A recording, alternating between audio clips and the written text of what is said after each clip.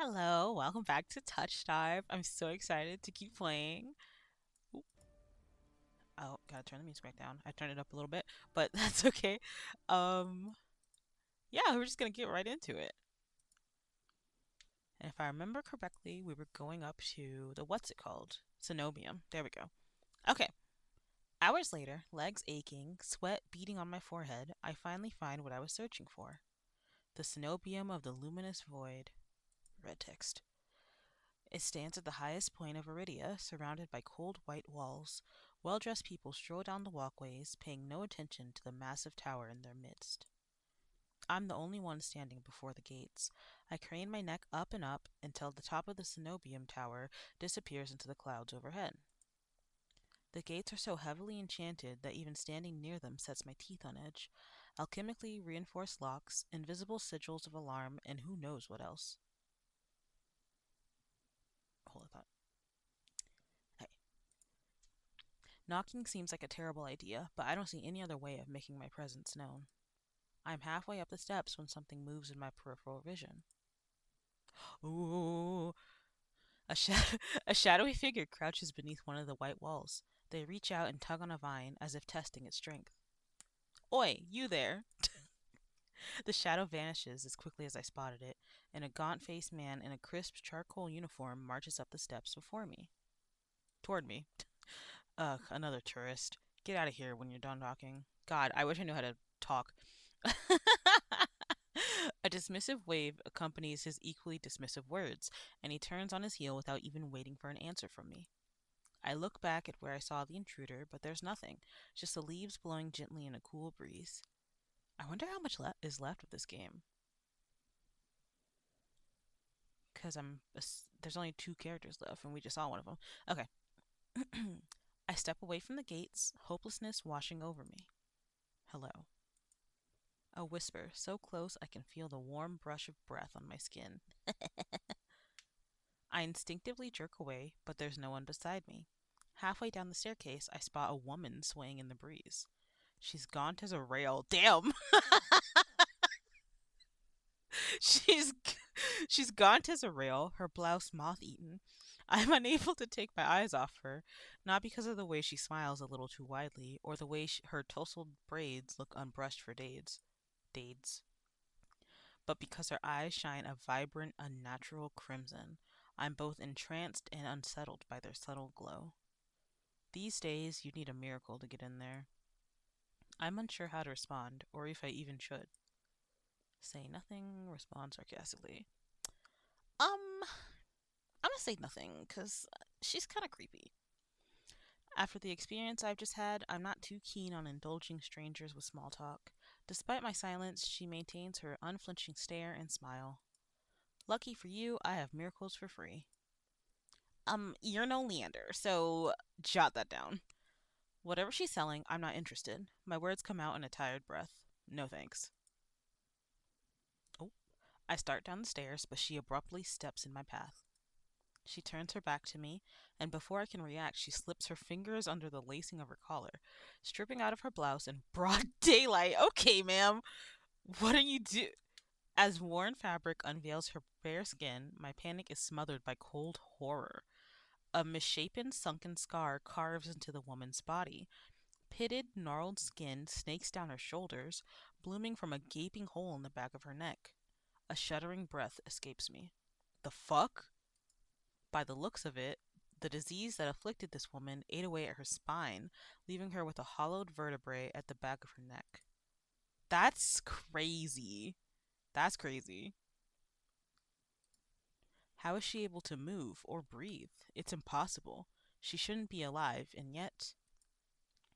The power to cure anything can be yours too. The power of the sea spring. The woman slides back into her blouse and deftly laces it up. She just flashed me. She flashed me her neck bone, and I don't know how to feel about that. If I've caught your interest, then follow me. It's only a short walk away. Without another glance, she leisurely strolls down the Cenobium stairs, loose braids bobbing behind her.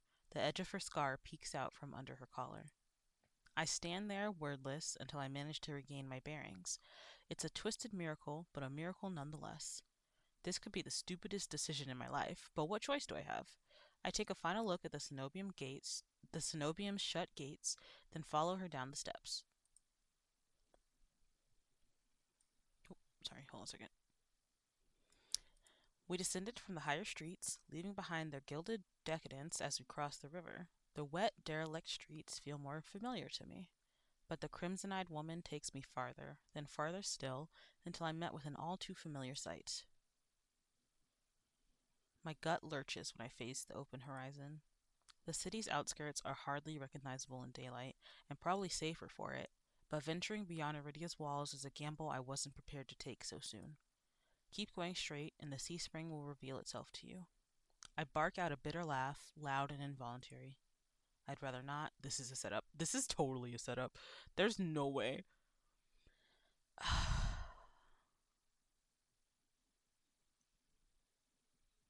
I'm gonna say this is a setup. It has to be a set. This has to be a setup. As soon as I step out there, some friends of yours will ambush and mug me. If I wanted something from you, I would already have it.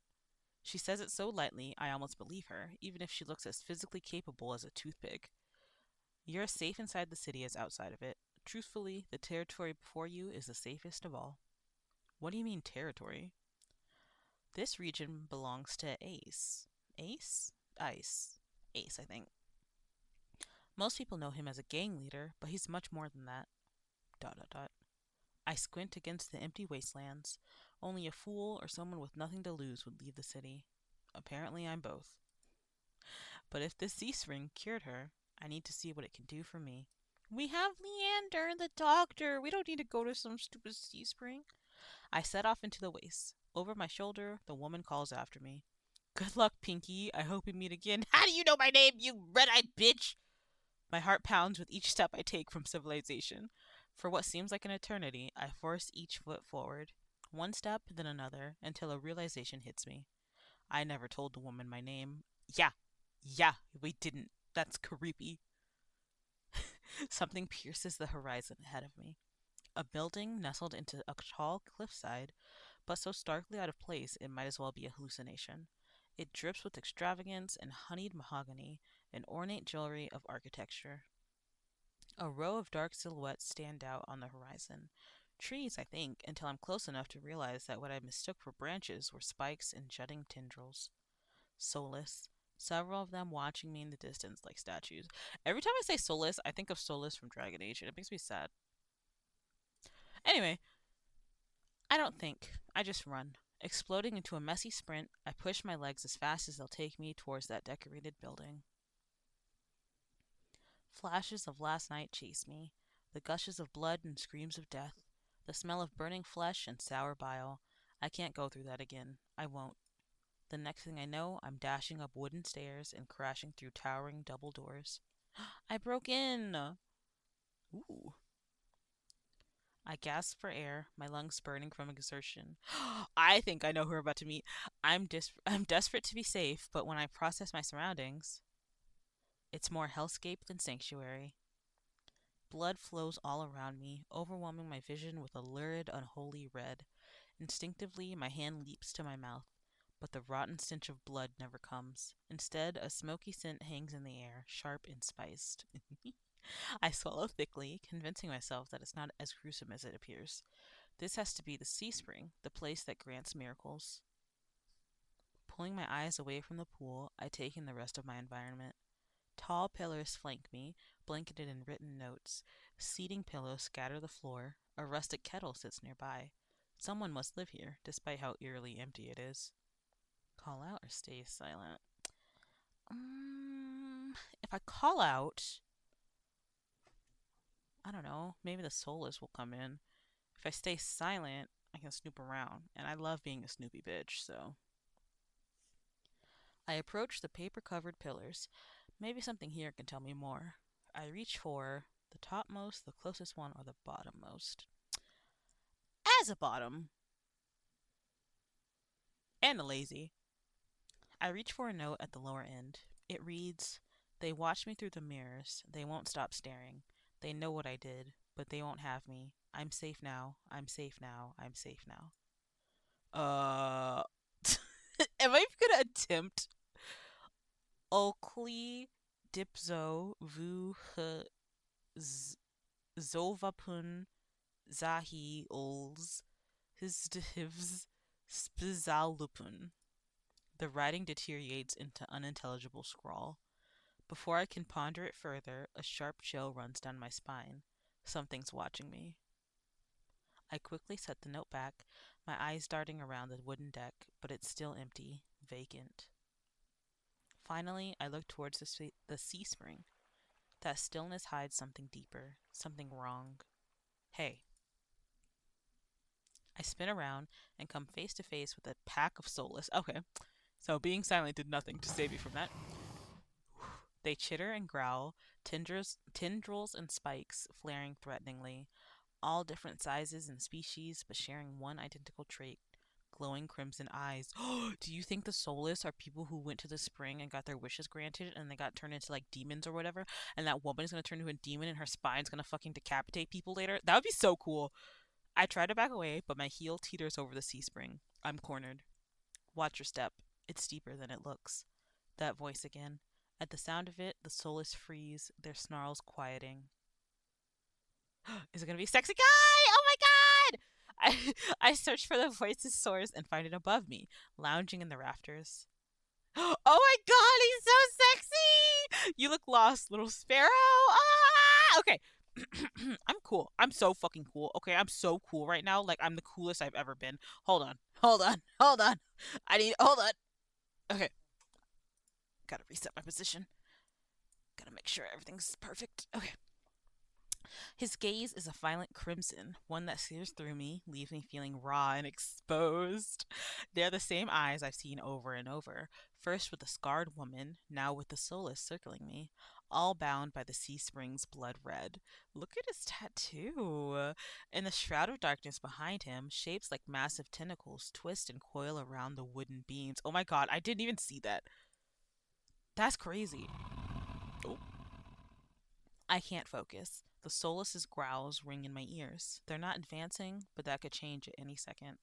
Panic rises in my throat as I struggle to track them. Hey,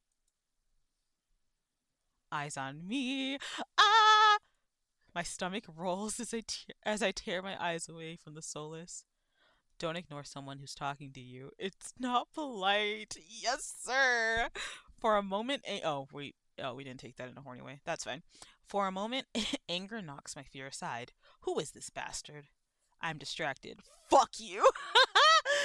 um, I want to say fuck you, so I'm gonna say fuck you. Fuck you. But I love him. Fuck you. I look right into his unnerving eyes, holding his gaze defiantly. Fuck you. Is that better? A crooked grin cracks across his face. We'll work on it. We need him, bastard! I scan the solos again. They really aren't attacking, posturing more than anything else, almost as if they're waiting for commands. Did you tame them? Power of the sea spring. They're hungry, so they might bite. You could give me a reason to stop them. How about I didn't do anything wrong? Trespassing. And that's punishable by death? He gives a non-committal shrug. Expecting mercy was your first mistake. My voice stops in my throat. This man's terse coolness is both infuriating and terrifying. And arousing, let me just say. I rack my brain for a way to diffuse the situation. Sorry. I need help. Tell me what you want. Tell me what you want, bastard. Tell me what you want. I'm not in the mood for guessing games. Your hands. Alarm jolts through me. I hide my hands under my cloak. Show me. Why? Won't ask twice. I love him. He's very curt and to the point, and I respect that. Also, he's sexy, so that's double points. Look at the hair. Okay. With the actually, let's look at him real quick. Oh, go back. I don't remember how to hide this. It's been like a couple days, and I already forgot the basics of this game. Um, um, like there was a way. Is it tab maybe? Oh, oh, oh. We can't look at him, and that's okay. It wasn't tab. We'll just. This is a good look. The spikes on his shoes. That's so cute. With the match his. Okay, I'm calm. With a sharp huff, I reluctantly hold out my bandaged hands. Are you getting off on this? Unwrap them. Heat rushes to my face and fire to my tongue. I should give him a piece of my mind, but not when his soulless are one command from ripping me to shreds. Yet, no matter how much I will myself to move, my body is frozen in place. I stand there for a long, agonizing minute. My hands are trembling when I finally raise them. I know the skin beneath the wrappings all too well, the hideous, unnatural flesh I've grown to despise. I grip the edge of the bandages. Stop. With a weary sigh, the man slides off the beam and lands with a thud that shakes the panels underfoot. A big boy! I love big boys! He's a monster with an imposing figure that towers over me. I couldn't tell how tall he was before, but he's big. I love a big boy. Illuminated by lantern light, his features are stronger, sharper. Subtle clinks of metal accompany each of his footsteps. The closer he gets to me, the faster my heart hitches. What does he want? Is he going to kill me? I step backwards and find nothing to set my foot on. I'd forgotten my back was to the sea spring. I fall right before a warm hand catches my lower back. I'm hovering above the sea spring, the scent of smoke and leather enveloping me. Blazing crimson eyes bore into mine. Told you to watch your step. I'm too stunned to muster a response. Like I weigh nothing, he guides me back to solid ground and steps back. Following a subtle gesture from his fingers, the soulless around us disperse and relax. The shift in their demeanor is so abrupt it gives me whiplash. The enormous tentacles are no longer in the rafters, though now I doubt I ever saw them at all. Either way, I exhale a breath of relief. Thanks. He's so cute. Not as cute as Lander, okay? One man in my heart. However, many men in my holes. Okay, as focused on me as he was before, the monster pays no attention to me now. He kicks some seating pillows out of the walkways, checks the contents of the kettle with a scowl. The sudden disregard is almost insulting. So that's it? I'm not a threat anymore? Never were one. Then why'd you threaten me? People get honest when they're afraid. In other words, he was messing with me. I drag a hand over my face, exhausted by the fact that this is the second time a monster has provoked me today. You're Ace, aren't you? Depends who's asking. One of your friends told me this was your territory. She also said you were a gang leader, but there's no one else here. I thought there'd be more people. Ace pack. Is it Ace or I feel like it's not, but Ice also feels not right. Ice, Ace, Ice. I think it's Ice. All right. Ice picks up the kettle and walks to the edge of the sea spring, then dumps out the contents into the endless red. Gang took a walk. He's cute. His pleasant smile stretches across his face, ear to ear. Then in an instant, it drops. I get the sense that I shouldn't ask about his gang again. What do you need the sea spring's power for? Depends. Can it cure a curse? Probably. You mean you don't know? Nope. I love him. He shakes out the empty kettle and starts collecting stray cups, tidying up.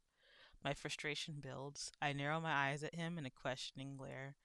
When he notices, he returns it with an amused smirk. Are you being irritating on purpose? Listen, Sparrow. The sea spring can cure anything. Nothing stopping you from trying it yourself. What do I have to do? Drink. I have to drink from the sea spring. My eyes glide to the blood like pool beside us. The idea of ingesting the strange liquid makes my guts churn. It's not as if I'm averse to elixirs or decoctions. I've made my fair share of them, but one misstep and you can easily meet with a fate worse than death. Is there a price? Always. Ice taps his temple with a finger. You lose it a little bit. That's it? Might have already beat it to the punch. My humor earns me an amused, fanged grin. This is a little different. When you drink from the sea spring, you forget who you are. Your mind combines with everyone who ever drank before. Humans, monsters, soulless. One big happy family in your head. My blood runs cold. I've heard of these before. Group minds. Some legends suggest that independent minds can be physically linked together through a strong enough catalyst. It's never been done before. but something tells me this is real, even if one thing doesn't add up. Your eyes are red too, but you obviously haven't forgotten who you are. Before I can finish my sentence, Ice strides past me towards the entrance. Time's up. Let's finish this later. Wait, already? You barely told me anything. Came on a bad day. I've got somewhere to be. There are still so many questions burning on the tip of my tongue, but my frustration spills out before any of them. I was told to come here for help, but instead I get threatened and kicked out. You're joking, right? Watch your tone. I'm nice, but you don't want to ruin this host mood. My skin prickles. The feeling of being watched washes over me again. My eyes dart back over to the sea spring. A lone ripple dances on the quiet surface. So sorry. I take Ice's advice and clamp my mouth shut. Ice approaches a nearby Solus, a lanky, dog like one with 6 legs and a crown of tendrils. Several sets of crimson eyes adorn its sides. Its forked tail wags rapidly when Ice squats beside it. He runs his fingers through the tendrils, scratches its chin, and pats its head. A gentle smile plays across Ice's lips. The affection he holds for the Solus is painfully clear. Oh, I dip my eyes away, my stomach fluttering at the tender sight. It's getting dark out, so this pretty girl will guide you back. Following a short whistle from Ice's lips, it trots over to the entrance obediently, tail swept, tail swaying. I watch the Solus warily. Pretty is not a word I would use to describe it, and the idea of it protecting me sounds absurd. Be nice! I'm sure she's such a beautiful little baby girl. If I decide to drink, how should I find you? Find someone with eyes like mine. They'll point you in the right direction. But think it over. Once you drink, you can't go back. It's a lot to process, but I give a small nod. At least I know I have another option for a cure, as disturbing as it may be. I follow the Solus at a measured distance and watch it nudge the giant doors open with ease. When I'm about to cross the threshold, I sneak one last glance behind me. My heart skips when I meet Ice's eyes. I'm about to snap my head away, but he just flashes me an easy smile. Till next time, Sparrow. Ah! I'll buy you a drink for scaring you. I love nicknames. I don't trust myself to do anything but respond with another curt nod. Drink time.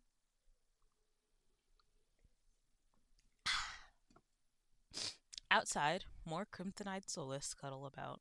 It's hard to believe it's the same threatening pack from before.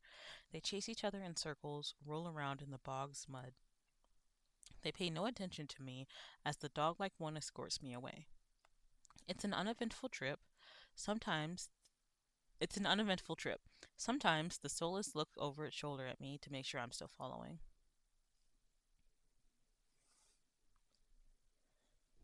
Dusk darkens the sky by the time we reach the city. The Solus sits and looks at me expectantly with familiar crimson eyes. Wave at the Solus, pet the Solus. I'm petting this little baby. As nervous as I am, I carefully glide my fingers through the Solus's tendrils and scratch beneath its chin, just like Ice had. It pushes into my palm in response, rumbling with a sound akin to a purr. The vibrations are soothing, almost healing my fatigue. When it's satisfied, the Solus spins around and scampers back in the direction we came, vanishing into the darkness. It's barely my first day in Iridia, and I've already encountered so many things I thought were impossible, tamed Solus being one of them. My head spins. Maybe I should call it a day. I hope I see Leander again. Nightfall creeps across the streets of Iridia. The city, labyrinthine, labyrinthine, even in daytime, has become a warren of treacherous alleyways. That's words. Those are some words. The streets are completely deserted. If I hadn't been here earlier, I would have thought this part of the city abandoned. I make my way through the winding streets, doing my best to keep my bearing toward the Wetwick. Oh. My steps slow when I hear rustling in the dark. That was not rustling. That was like you just stepped in a pile of shit.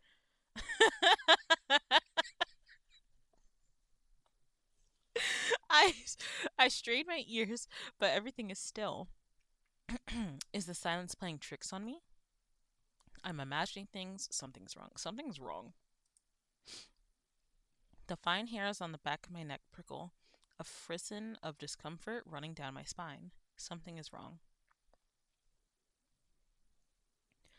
My eyes start from one side of the street to the other, searching for movement, but the shadows are as deep and dark as pools of ink, and I see nothing.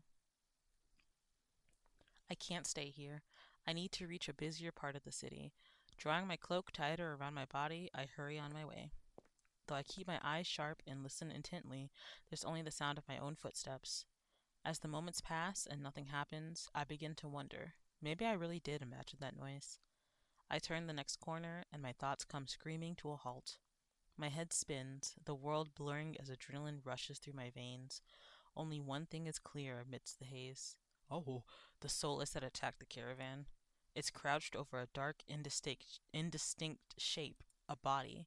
A garland of intestines spill from its pallid flesh. Blood grouts the cobblestones. For a mercy, the soulless is too distracted by its meal to have noticed me. My feet feel heavy as stones, but I can't just stand here. Holding my breath, I take a step backwards. When the wet, slurping sounds don't abate, I take another, then another. Ooh, then a we have such bad luck. It's crazy. Then a shard of glass crunches under my heel.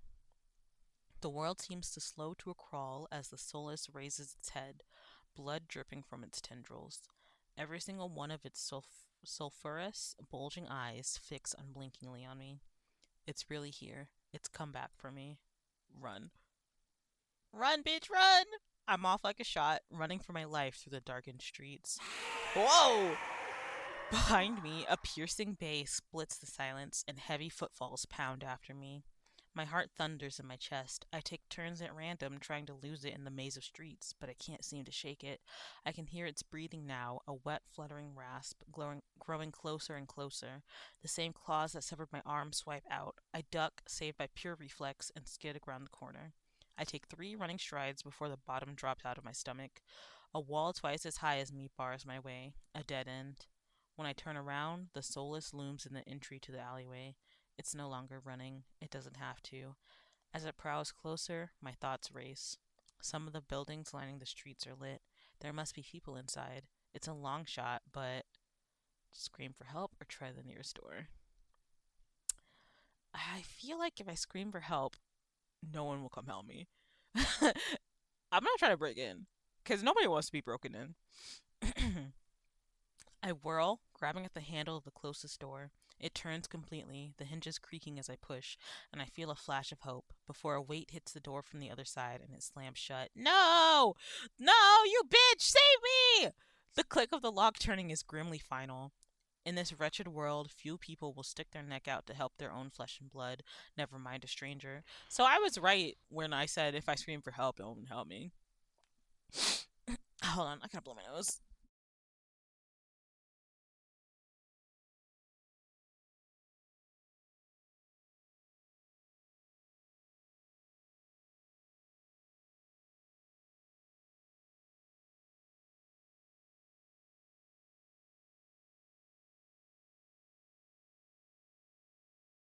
Okay.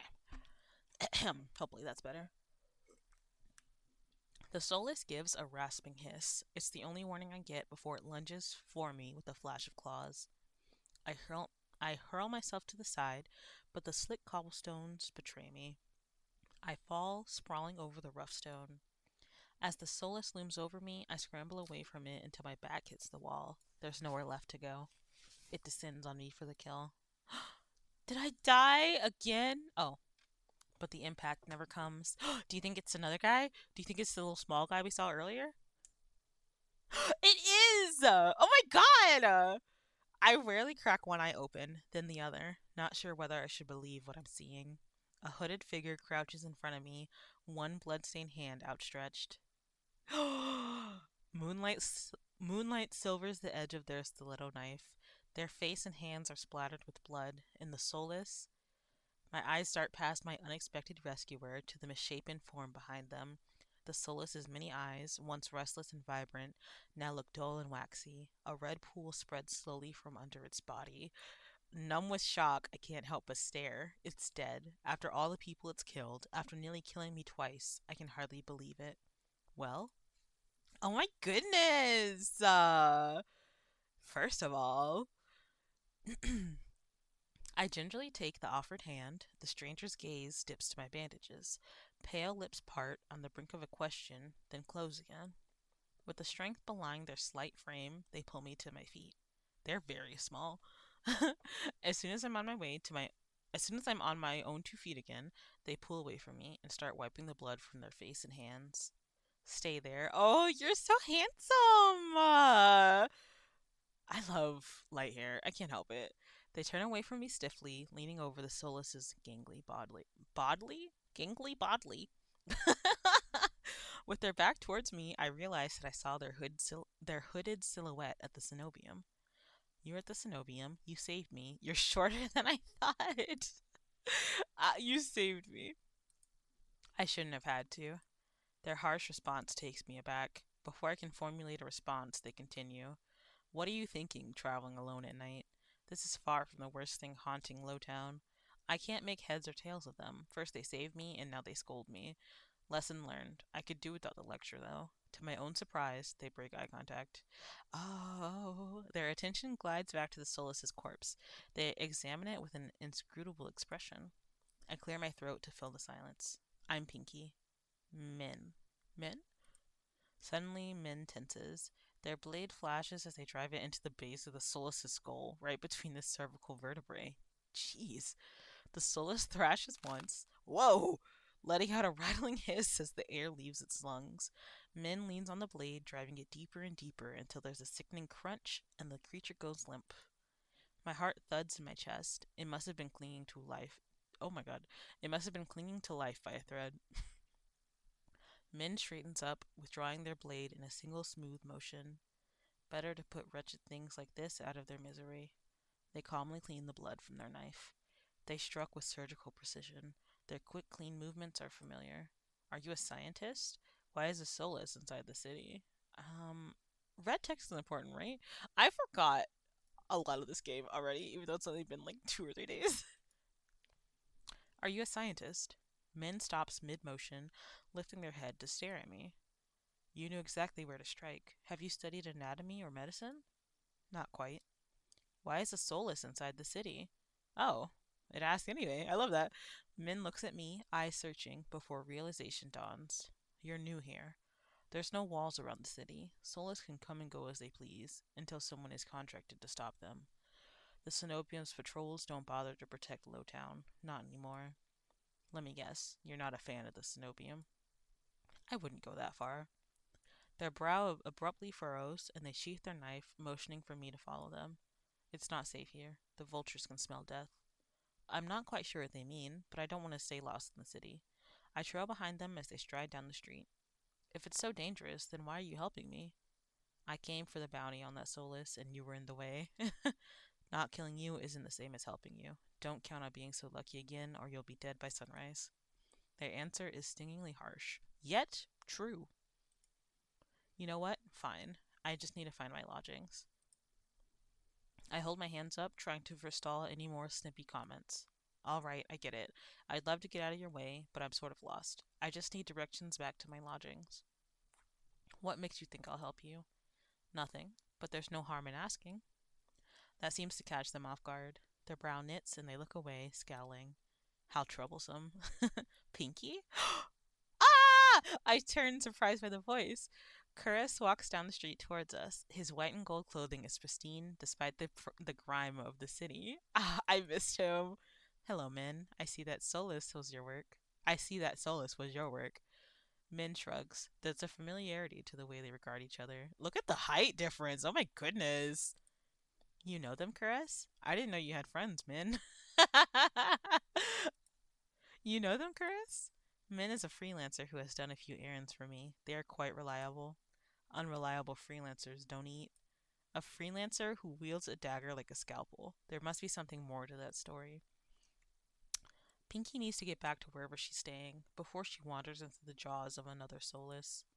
It is late. Were you able to find a place to stay, Pinky? I'm staying at the Wetwick. Both their faces fall. I see. Would you like a guide? It'd be preferable to wandering about alleyways. That would be nice. Min clicks their tongue and sighs, sounding mightily put out. Going to the Amaryllis district? That gaudy cesspit? Come, this way. Despite Min's clear distaste, when Curris leads me down the street, they keep pace with us. Catching my curious glance, Min's eyes narrow. It's not safe this late. I don't care about you, but Curris is the only doctor worth a damn in this place. Are you like this with everyone? The deadpan look Min gives me is answer enough. I catch Curris hiding a slight smile. I suppress a sigh and resign myself to having a grumpy shadow all the way back to the wet wick. Oh, I like Min. The route Curtis takes is completely different from my slow meandering earlier in the morning. In no time at all, he cuts through the darkened streets and twisting alleys. It seems like half the city has poured into the Amaryllis district's colorful streets. Laughter, clinking glasses, and music assault my ears from every direction. Yet the most noise still comes from the Wet Wick. Its doors hang wide open, lanterns lit. I feel like the Wet Wick is such a good name for like a brothel or something. Like, come on down and we'll wet your wick. Here we are. He moves towards the door and Min lets out an audible huff. God, look at the bust down. Don't tell me you're going in. I have some quick business with Leander. Fine. He still owes me for yesterday's work. They drag their feet, reluctantly trailing me into the tavern. Leander, Leander, Leander. As soon as the doors open, a wave of sticky heat rolls over me. Ew. In the hour since I left, the wick has grown suffocatingly crowded. Curris stands out, easily a head taller than most. Even so, I nearly lose sight of him amid the sea of swarming bodies. Pardon me? The crowd parts as though answering his request. Curris glances over his shoulder at Min and me before gliding through. How can anyone breathe in here? Min follows Curris at a clipped pace. Leander is right where I left him, although he's traded places with the bartender. He holds a pair of shot glasses filled to the brim with luminous green liquid. And now for the finishing touch. A flash of magic paints the glasses white with frost. You're never gonna guess what's in these. Leander slides the glasses across the bar, and I get my third and fourth shocks of the evening in rapid succession. Ice leans against the bar, an elbow propped up on the counter. He catches the glasses and lifts one to the light before turning it upside down. The contents, magically congealed, stay firmly in place. You're supposed to make drinks, pretty boy. Don't tell me you're wasted already. Did I say Vera or Vere last time? I feel like Vere is better. So I'm gonna do it. Vere, perched on the bar's counter beside Ice, takes a single look at the shot glass and shakes his head. What have we here? A bucket full of boogers? Leander's nose treasure? You've eaten worse. Vere's lips twitch and his ears flatten when Ice offers him a glass. He turns his cheek with a sniff and Ice just snickers. Coward. Don't tell me you're actually. In one fluid motion, Ice throws his head back and downs the shot, drinking that. A dark look crosses Ice's face. It's chewy. Ew! Chewy. Wait, let me try again. Behind me, Min grumbles. I told you this place was a nest of degenerates. If it isn't Curris and Min. At the sound of Leander's voice, Min's pale eyes grow wide. They look ready to bolt until Curris sets a hand on their shoulder. I promise this will not take long. Min's eyes dart from Curris's hand to his face, then soften. Oh, they're friends. They're lovers. Maybe. Fine. You first. While they step forward, I linger behind, struck by a sudden revelation. All of the people I've met today know each other. Good evening, Leander. Ace. Ice. Ace? I can't decide. Ace. Another. I'm sorry I keep switching the name pronunciations. Good evening, Leander. Ace. Another drinking competition, I presume? Oh, is it evening already? Could have sworn it was earlier. He's so cute. Just some friendly rivalry, Doctor. Nothing to be afraid of. Curris acknowledges Leander and Ice with the slightest doubt. Wait, I think I changed it again. We're just not going to comment on it. Whatever comes out of my mouth is what happens. Curris acknowledges Leander and Ace with the slightest nod, ignoring Very entirely. Not that Very seems to mind. He tilts his head, and an impish smile curves his lips when he spots Min looming silently behind Curris. I almost didn't see you. I almost didn't see you there, Min. Looking for your booster seat. First of all, you guys are like the same height. Min pushes back their hood. They level Varia with a cold look. I thought Ace wasn't allowed to bring his pets in here. Varia's tail gives an angry twitch. Oh my goodness! Look at these handsome people. At the first sign of an impending fight, Leander vaults clear over the counter. He slides in between Ace and Curtis. Now, let's try and keep the peace. It's not every day the esteemed doctor takes us up on a drink. I love this art style so much. His arm snakes around Curtis's shoulders. You are finally taking me up on that drink, right, Curtis? I'm afraid not. We are merely escorting Pinky back to her lodgings. Curtis gestures in my direction and my stomach sinks. I reluctantly step into the light. As soon as he sees me, Leander's face brightens. Pinky, it's been too long. Everyone, this is Pinky. She's new to Iridia. I feel 5 pairs of eyes fixed onto me, and suddenly the bar feels suffocatingly small. My voice nearly catches in my throat. We've already met. Hi, again. Hi, everyone. Again. Again? Wait, you've already met everyone? Look at them! Ace and Very love me with subtly amused expressions. Very's tail gives a lazy wag. We did. Not that long ago, either. Mm-hmm. I'm starting to suspect she's stalking me. He looks far too pleased with himself when I roll my eyes. Jeez, this friend group is stacked. First of all, I see that. You fucking. Anyway. This calls for drinks. What does everyone want? I need. Okay, I'm saving. No, go back! Save. Okay, I need to figure out how to look at the thingies again. Yes. Settings. There's like. It told me how. I just forgot. No. Oh, I'll just click this. Okay. Okay. First of all, Chris is tall as hell. I feel like they're both super tall. These two are the tall ones. This is the shorty. This is the one who denies that he's a shorty. And this one does not give a shit about height. And I love that. I love him. I love his glove. I think Leander is still my favorite. And it's kind of sending me. Because I really. I feel like Ice is my type. I feel like if we showed my friends each like this image and I had them pick which one I would love, they would choose this one. Like he has the boobies, he has the like smirk. He's a big boy even they don't know that yet. I don't know. I gotta get to know him because we had the whole hand thing with Leander. Like, of course, I'm simping from that. How could I not simp from that? I feel like Leander's also probably the creator's favorites because of that. But maybe it's just like the option I chose that did that, and I just chose the wrong options with the other people. Maybe. I feel like out of everyone, though, I spent the least amount of time with Ace and Min. Who knows? We'll see. I am enjoying myself nonetheless. I will definitely be romancing all of them once this full game drops. This calls for drinks. What does everyone want? In an instant, all eyes turn to Leander, freeing me from the burden of attention. I still can't believe they all know each other. Watching them talk amongst themselves feels so surreal. But for the first time since I undertook the journey to Iridia, I feel a faint glimmer of hope. I know I was meant to meet them.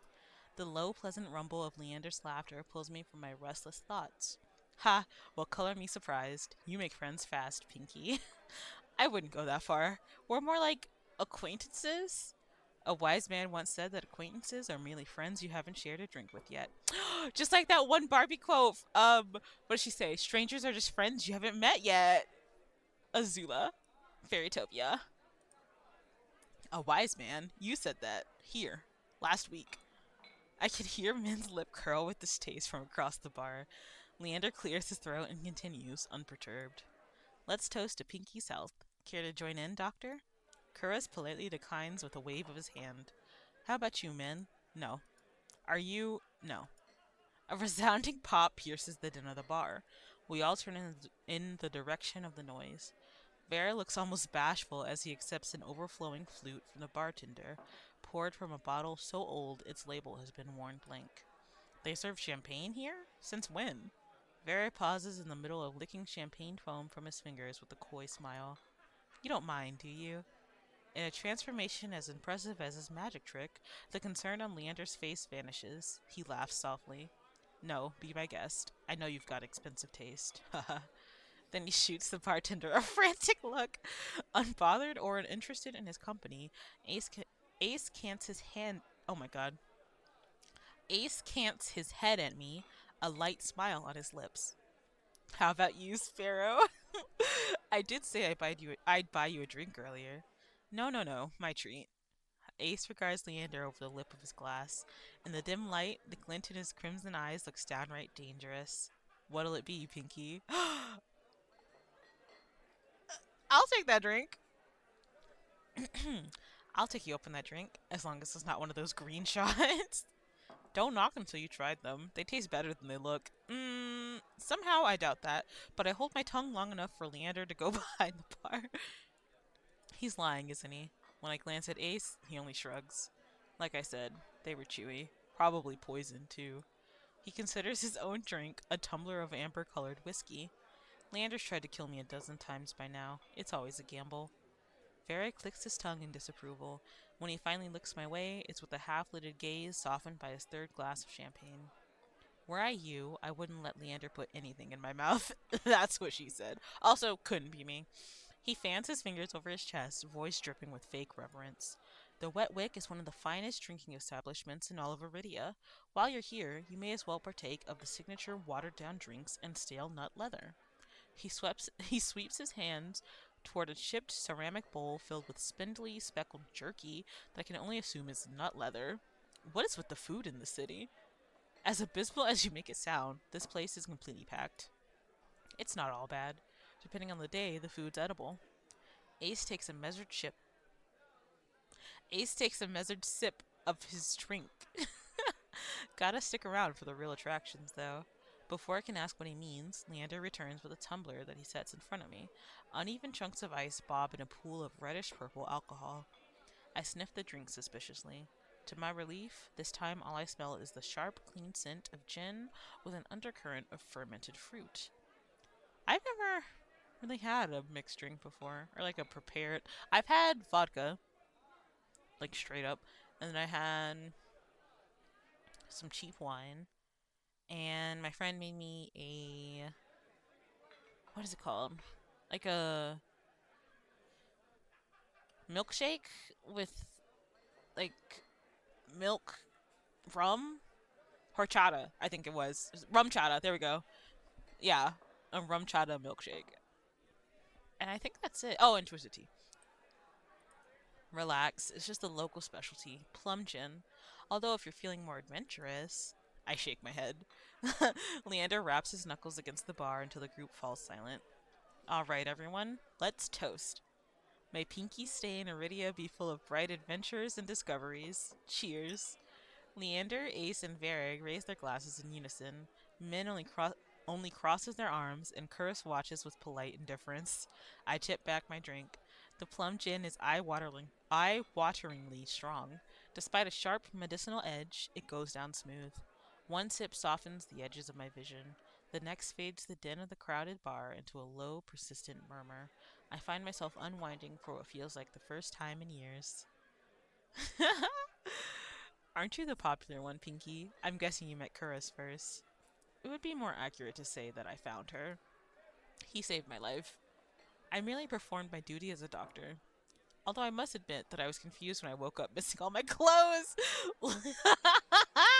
Leander makes a choked noise. Somewhere behind him, Min sighs.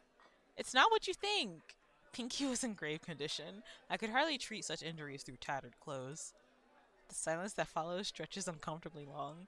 I look away, unable to face Curtis's disappointment, and catch Varys tinkering behind his hand. That's my cue to change the topic. Curtis isn't the only one who saved me today. Don't you listen? I didn't save you. You're simply there. That's Min for you. Leander reaches for Min, but they duck under his arm with practiced ease without so much as looking his way. As reliable as they are moody. You're one to talk, considering you neglected to warn her to stay off the streets at night. Oh, I might have gotten a little distracted. Yeah, we did, baby! Min's only response is a short breath. At any rate, I never got the chance to thank you, Min. Don't. The less Solis alive, the better. For a heartbeat, Min's eyes flickered toward Ace. Their lips twist. Ace is too busy nodding along to Varia's enthusiastic pantomime of stabbing to notice, lost, no doubt, in an enthralling discussion. I've had enough of this hellhole. Let's go. Min and Curtis share a brief look. Then the doctor speaks up. Very well, but there's something that I must discuss with Leander, if you'll excuse us, Pinky. And just like that, the three of them depart, leaving me alone to savor my gin in silence. Or so I think, until I hear a voice so soft and low it's practically a purr. Lost your tour guide. I turn to find crimson and pink eyes trained on me. I didn't even notice your eyes were pink. That's so cute. It's not lost on me that they chose the instant the others left to strike. Just my luck. I had, first of all, this would be a crazy threesome. That's all I'm gonna say. I had to, I had to be abandoned with the two most irritating people I've met all day. Monsters or not, there's no telling what I'll do if either of them push me again. Don't tell me Leander already snuck off to get his knob slobbered out back. He's got business with Curris and Mint. 2-on-1 business, Isn't he lucky? I, me and Vera are pretty similar. I can't tell if it's the champagne or the company, but Vera has grown noticeably more relaxed. He sits with his chin propped on the back of his hand. His ears twitch whenever a hiccup shakes his shoulders. Why are you so far away? Come join us. He pats the empty bar stool beside Ace, but I hesitate. The smile Vera wears is sweet and distinctly sly, and with drinks in the mix, I dread how he and Ace will mess with me next. I wish I knew how to speak. We don't bite. I'm not sure about that. Just hours ago, he tried to rob me, and you threatened me. Me? Steal? Surely you must be mistaken. You sure it was me? Yes, it was you. And then you had the gall to kick me out just so you could go drinking. He gives another one of his shrugs. I was lonely. A simpler answer than I expected, but I guess I can't fault him for that. Vera suddenly slumps forward, gossamer sleeves pooling where he rests his elbows on his knees. Ace sets his hand on Varia's waist, narrowly preventing him from tipping off the counter. How about we start fresh, Begin with proper introductions, get off on the right foot and whatnot. I'll start. The name's Vera, hunter extraordinaire. Vera's right hand flutters to his chest, and he bows his head, flinching when hair falls into his eyes. Ace doesn't say anything, so I suppose it's my turn now. You already know my name. It's Pinky. I'll be nice. I'll make friends. It's Pinky. Vera considers me for a long moment, his tail idly swaying behind him. Then he knocks back the rest of his champagne. It's a pleasure to formally meet you, Pinky. He says my name slowly and deliberately, savoring every syllable. A tingle what the fuck? A tingle jumps down my spine. I quickly turn my gaze away. Ace smirks at my reaction over the rim of his glass. Is something funny? Nope. I open my mouth. I open my mouth and close it just as quickly. They want me to react, goading me into another ridiculous game. While their sharp cat-like eyes keep me on edge, something about this tension is fun. It must be the gin. A flash of white over Ace's shoulders catches my eye. Across the bar, Curtis heads for the door. I don't see Leander or Min, but it feels wrong to let him leave without saying goodbye. I'll be back. Vera hums and wags his finger at me as I leave. I slip through the crowd, careful not to touch anyone, but just as I'm nearing Curris... Uh-oh. Guh. I stagger, shoulder checked by a man with a neck thicker than both my thighs. Damn. He stares me down, nostrils flaring. Out of my way, shit stain. My words spill out on their own. You watch it. I regret them as soon as they leave my mouth. That fucking gin. The roughneck wheels around, shoving a bloodhound out of the way so he can close in on me. What did you say? Bitch, I will fuck you up. He shoved me backwards, sending me stumbling to the sticky floor. Bitch! I'm fine, but my heart leaps into my throat when I see the roughneck bearing down on me. Kick him in the balls! It's so easy. You trying to start something here? The roughneck freezes, his fist cocked back. Wait, who said that? Oh. A group of bloodhounds called by the commotion circle him, sizing him up. For what feels like an agonizingly long moment, the roughneck looks from me to the bloodhounds. Finally, he sniffs and spits on the floor next to me. The lob narrowly misses my cheek. Ew! Screw it. Too many freaks in the circus tonight. Fuck you! He turns his back on me and comes face to face with the ace. Defend my honor! A dangerous smile spreads across his face. You'll do. What happens next is a blur. Ace's fist crashes into the roughneck's jaw, causing an eruption of gasps, shouts, and even cheers around us. I scramble to my feet right as the frantic crowd swarms around me, cutting off my sight of everything and everyone.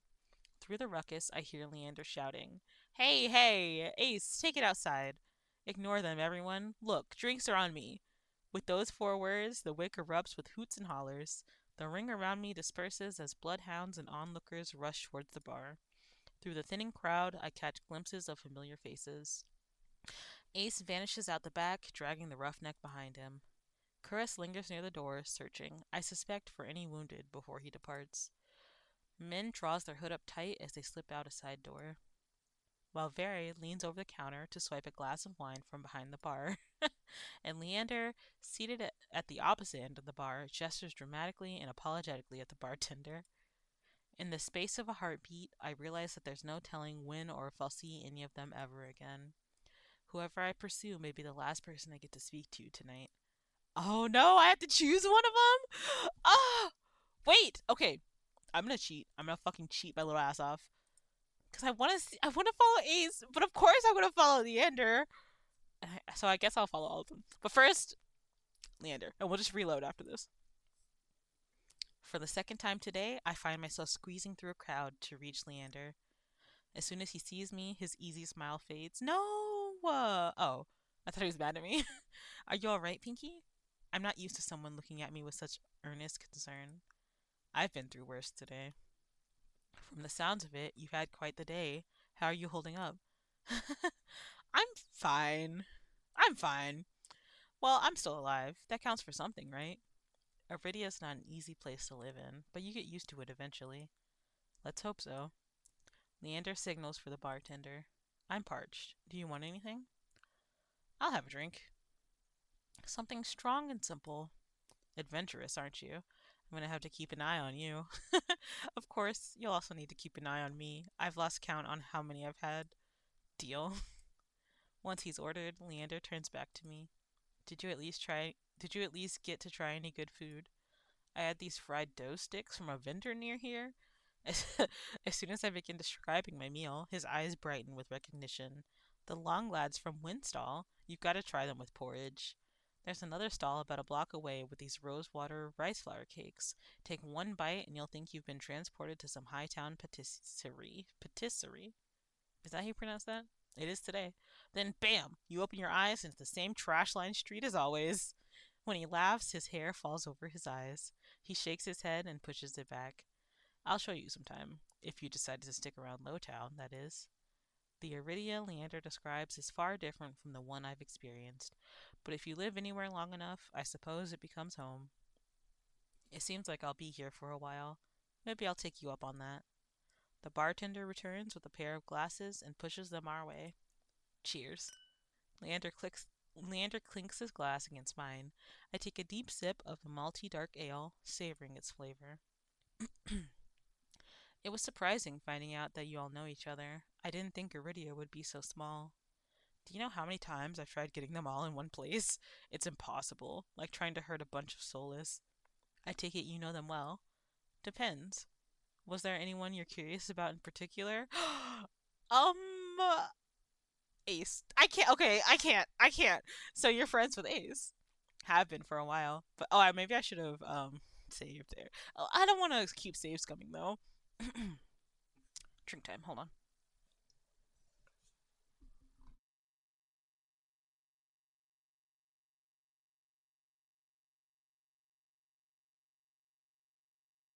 Have been for a while. Oh, I'm back. Sorry. Have been for a while, but he's rarely in town. Where'd you run into him? The Sea Spring? Leander chokes on his drink. He coughs violently into his fist before giving me a surprised look. You went all the way out there? How'd he treat you? He was upfront. He was intimidating. I would say he was more upfront. Curt. He was very curt. He was honest. He told me about how the Sea Spring's power comes with a heavy price. Losing your mind, becoming one of his funny, brainless pets. He sighs, pausing before he speaks again. Does that sound worth it to you, Pinky? The only pets he has are his soulless. Yeah, I know. I didn't mean it like that. Ace has my respect and takes care of his own. For a moment, Leander stares deep into the bottom of his glass. When he looks up again, the circles under his eyes seem even deeper than usual. All those red-eyed minions creep me out. Can we talk about someone else? Oh, sure. Oh, so we do get to ask about everybody. I'll ask about the doctor. Do you and Curris work together? Occasionally. Did the mysterious, competent doctor catch your eye? He seems like a good person. Though it's hard to believe anyone's a good person these days. That's Curris. He works hard to serve the people of Lowtown. He's a miracle worker, even if his bedside manner could use some work. Do you think he might be able to cure my curse? Leander starts to speak, but pauses to consider me for a moment first. Curris is good, but he's only a doctor. Beside, Besides, unless you're actively dying, he'll make you wait in line all day like everyone else. Min. Min's interesting. Not very forthcoming, though. Ah, Min, my favorite grouchy freelancer. What's your impression of them? They seem lonely, they're pretty irritable. Uh, Honestly, they do seem kind of lonely. I get the feeling they could use a friend. I think Min prefers to be alone. What makes you say that? I've known them since they arrived to Iridia, and they've turned down every attempt I've made. Well, almost every attempt. Sir? Sir? He trails off to take a deep swig of his drink. Anyway, I'm just saying, if Min wanted to be your friend, you'd know. And finally, Vere. What do you know about Vere? Leander shakes his head slowly, his expression grave. Vere, a living example of the Cenobium's cruelty. Most days they keep him on a short leash. I'm surprised you ran into him. So, tell me, what'd you make of him? He's rude. I want to know more. He is rude. He's a little bitch, and I love him. Is he always so rude? Leander snorts, but a smile tugs at his lips. To everyone but Ace. Aww. If Very's ever nice to you, you should take that as your hint to run. Why would the Cenobium let someone so dangerous hang around in bars? As long as he gets the job done, they don't care. And I mean, I don't mind having him around. He can be fun, and he's got a real presence. What exactly does that mean? Leander shrugs and laughs under his breath. He's nice to look at. Mouthy, but his tongue's the least dangerous part of him. That about covers it. Aren't you tired of standing? Let's find you somewhere to sit. Leander pushes away from the bar, beckoning me to follow him. Oh, we're gonna go break that bed upstairs, for real, for real. He leads me to a small. Aw, I thought we were going upstairs! He leads me to a small booth in the nook of the bar. A pair of bloodhounds notice him and immediately leap to their feet, offering their seats to us. As I slide into the booth, a web of graffiti scratched into the booth's tabletop catches my eye. The deepest grooves form the outline of the dog from Leander's posters. Dozens of roughly etched names surround the drawing, some fresh, some well worn. What is all this? It's a tradition. Whenever someone joins the Bloodhounds, they have a drink with us and then they carve in their initials. The barkeeper must love that. After the first year, she finally stopped charging me extra for damages. 2 years and countless drinks later, she added her own name. Oh, you're not planning on recruiting me, are you? He quickly shakes his head. Not yet. You need time to think about your own path. Do you know what you're going to try next? The question gives me pause. I take my hands out from under my cloak and rest them on the table. Do you think you can help me? Of course. We can find answers together. Leander starts to reach for me as though meaning to take my hand before stopping himself. His eyes flicker to mine. I won't fail you, Pinky. And if you ever need a taste of normalcy, I'll always be here for you. My chest tightens at the memory of touching him. Even now? Leander swallows. The The table groans under his elbow as he leans forward. The booth is so narrow that he completely blocks my view of the bar counter. It's almost as though Leander and I are completely alone. If that's what you want, how did it make you feel? I'm getting rizzed again! It was warm, exciting. I don't know how to describe it. Leander rests his right hand on the table. He looks at me, smiling when I place my hand in his. Slowly, he begins unwinding the bandages, stopping every so often to glance at me. As my skin becomes visible, I cast a nervous glance around the bar, but as far as I can see, no one is paying us any attention. Leander squeezes my hand gently. No one will notice. He pulls back, raising his hand to his mouth so he can tug his glove off with his teeth. The muscles in his forearm tighten as he flexes his fingers. Our eyes meet, and Leander offers his hand again.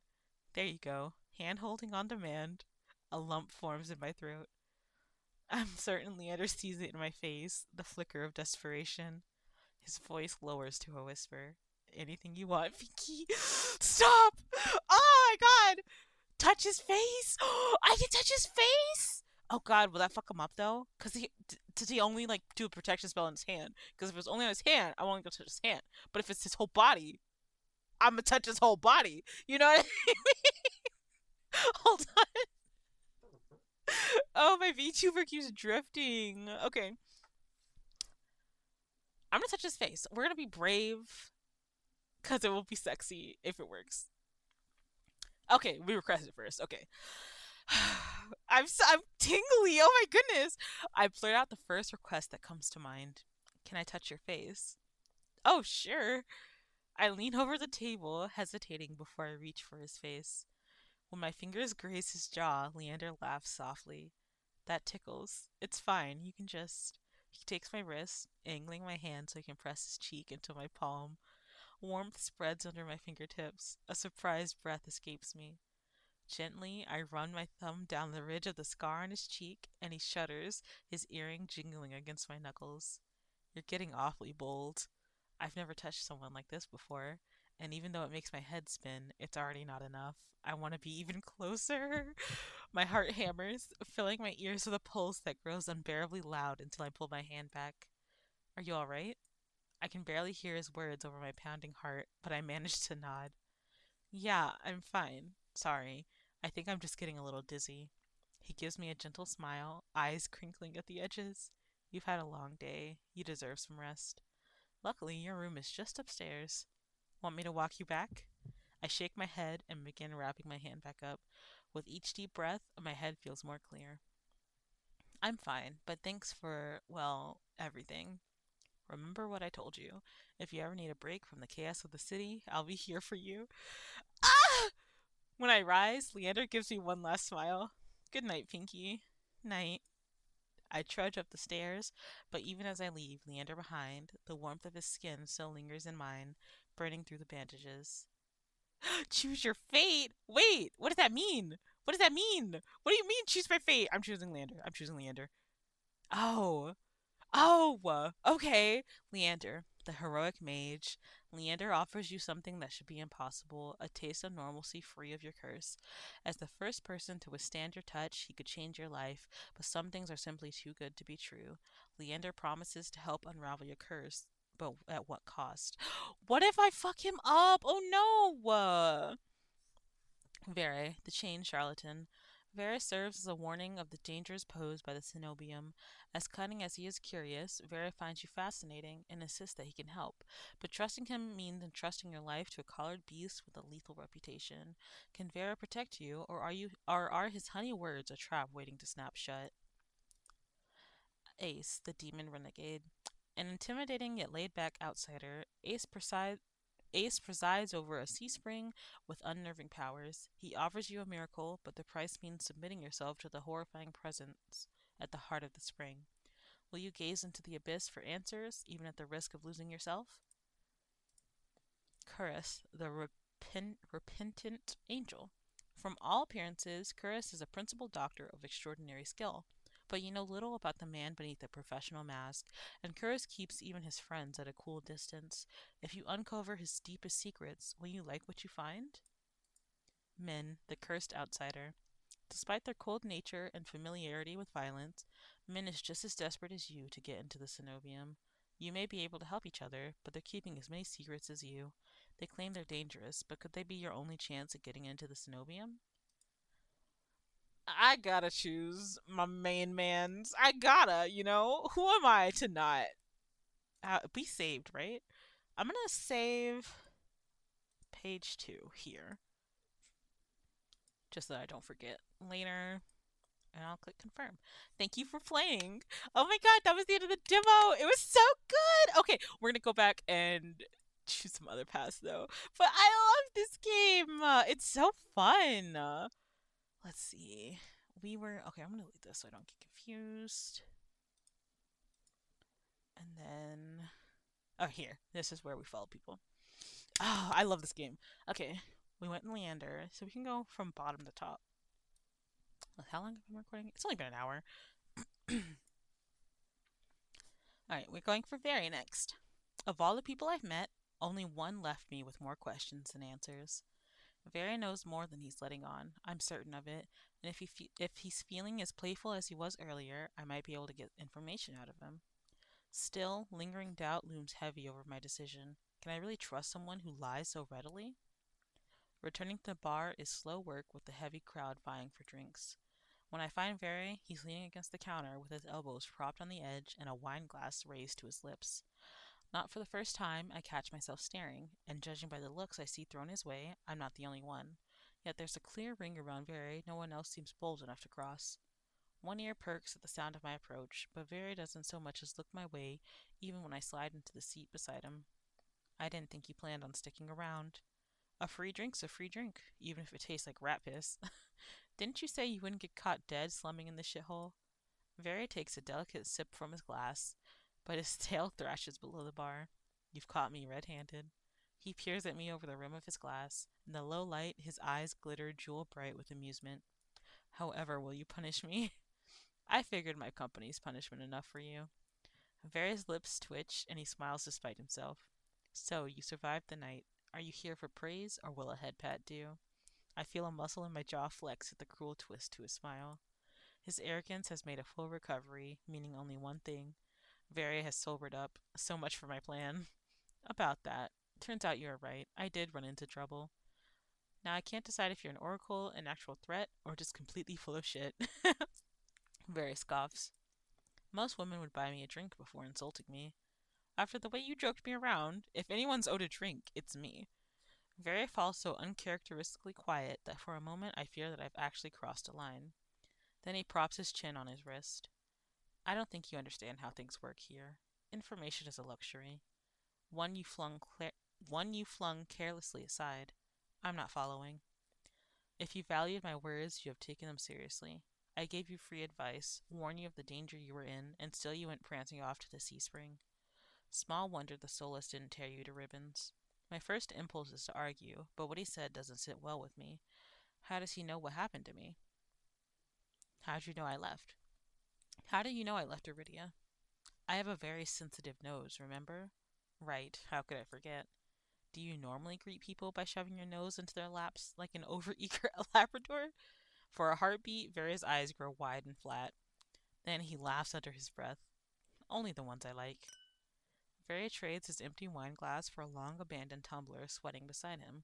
Soft lumps of ice bob in the watery dregs of whiskey. But the truth is, I despise most people.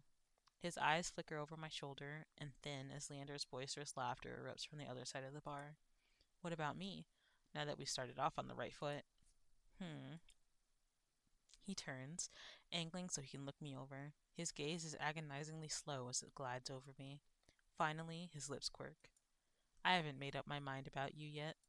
It's a start, or so I think, until his eyes slide away and he turns back towards the bar. It's not Varys' attitude that bothers me. No, I expected that of him. It's the fact that I've had no idea how I'm supposed to hold a conversation, much less get answers, when he's being so testy, and his foul mood is infectious. Did I do something to piss you off? He lets out a short breath. No. Another lie. I'm close enough to catch the subtle bristling of his tail. I'm just disappointed. People like us can't help but attract danger. Yet you seek it out, and for what? Cheap thrills? I wasn't trying to get eaten by the soulless. There's something I'm looking for. And you think Min can help you? Leander? Are you really willing to risk your life with those dipshits? What life? You had no idea what I've gone through, or forget it. I start to rise, but Very touches my shoulder. It's little more than a brush, but enough to give me pause. His eyes search mine, softer somehow than before. They couldn't even begin to understand you, but I could. I could help you, if only you'd listen. How do I know I can trust you? You don't, but I'm slightly less inclined to waste your time with empty flattery or insults than those two. Is that what what you desire really worth risking your life for? If you knew the kind of life I've lived, you wouldn't be asking. Barry considers the condensation sweating from his glass for a long moment before speaking again. Will you trust me? Yes. I nod, and he rewards me with a small smile. Good. Farrah raises the tumbler to me, then snaps back to the dregs. Once he's finished, he wipes his mouth on the back of his hand. Let's talk. Outside. If I have to smell Leander's skunky aftershave for much longer, I'll hurl, Don't be mean to my boy! With that, he slips away from the bar, leaving me to follow the path of his long, trailing tail through the crowd. It's so cold outside, the breeze cuts clean through my bandages, freezing my fingers, but if the chill bothers Fairy, he doesn't show it. He lopes purposefully down the street into an alley. This far from the wick, the bar's racket is little more than an indistinct hum. This street's as dead as the Amaryllis district was crowded. I wonder fleetingly how many unfortunate lives have been ended in this dingy alleyway. You had questions. Ask. Vera's breath mists in the dark. In the cold moonlight, his shadow stretches unnaturally long over the cobblestone street. Quickly, I've got a show to attend. Heavenly Ludus, as I'm sure I've mentioned. He looks down his nose at me, effortlessly imperious, with one hand set on his hip.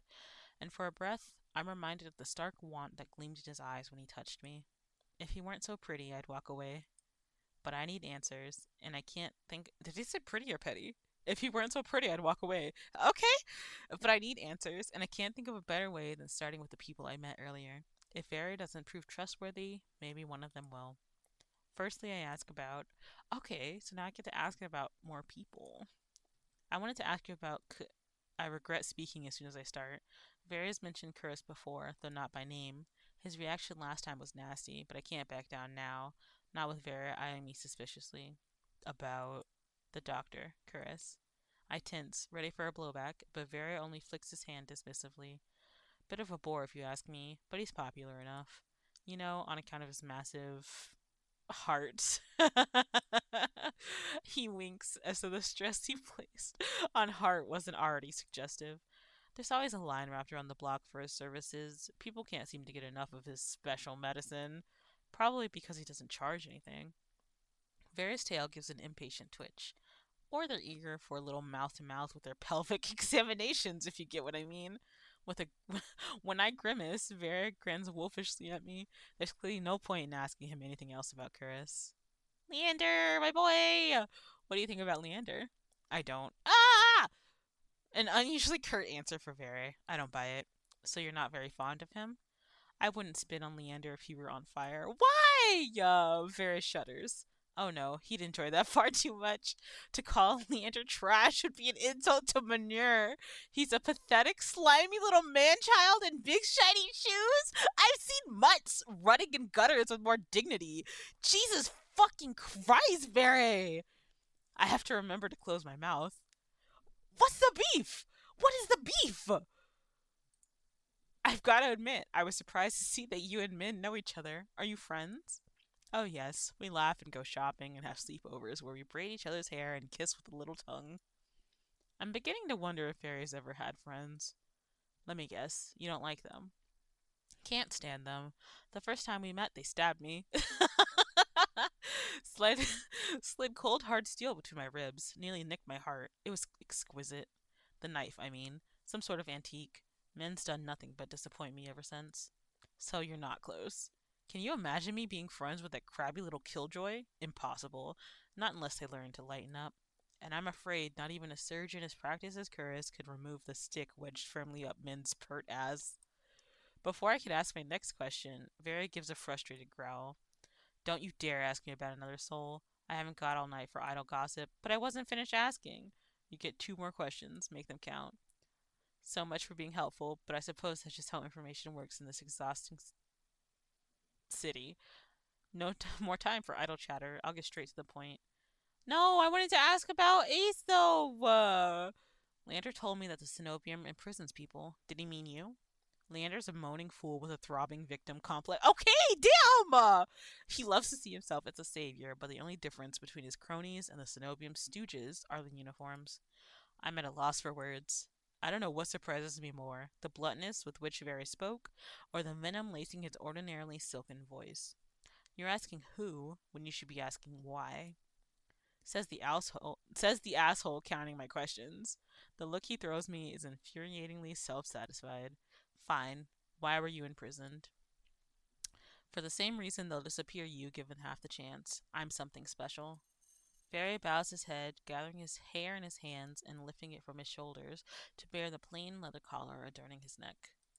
See this collar? He cranes his neck, inviting me to lean closer. Looks unremarkable, doesn't it? Maybe to the untrained eye, but there's an enchantment just barely visible, like letters embossed on old parchment. Intricate spellwork has been inscribed on the collar. If I touched it, I might be able to figure out what kind of magic it holds.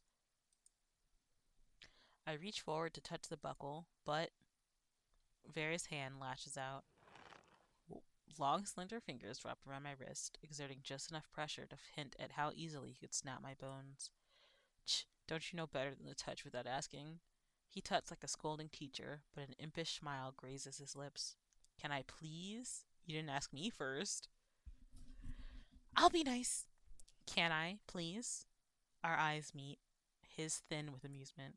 No, you may look, but don't touch. He lets go of my arm.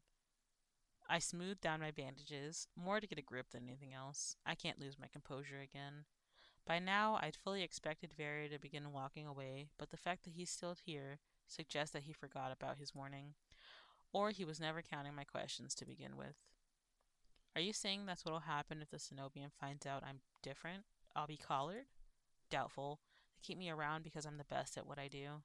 And what exactly do you do so well? Killing. He says it carelessly, without hesitation. As long as I wear this collar, I'm made to hunt the Cenobium's dizzying array of enemies, monsters, soulless, noisy dissidents who grow overbold. I'm bound by their will until the day I die. That's awful. Very murmurs in agreement. It is, isn't it? And that's all you're getting from me. I really must leave now. I'll be late. That's it? Why'd you bring me here if you weren't going to explain anything? He has the nerve to laugh. Isn't that obvious? I wanted to lure you out here alone so I could eat you. You're lying again. And you're asking far too many questions for someone hiding so much. He sneers, and reflexively I shove my hands deep into my cloak. What makes you think I'm hiding anything? Oh, I don't know. Maybe it's the tough act or the way you tense up at the slightest provocation. More likely it's the bandages. Not exactly subtle, hmm? I'll be going, unless you're willing to share some morsels with me. There's a biting edge to his playful tone. I can't tell you anything. Wrong. You can start with what you are.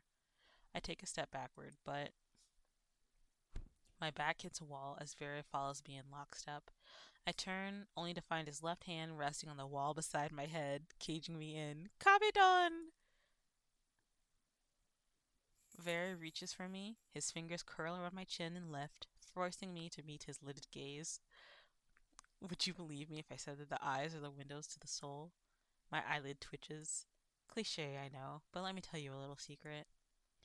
Very leans in until his lashes tickle my cheek, and the warm, faintly spiced scent of his hair drowns out the stench of greasy cooking fires and chimney smoke.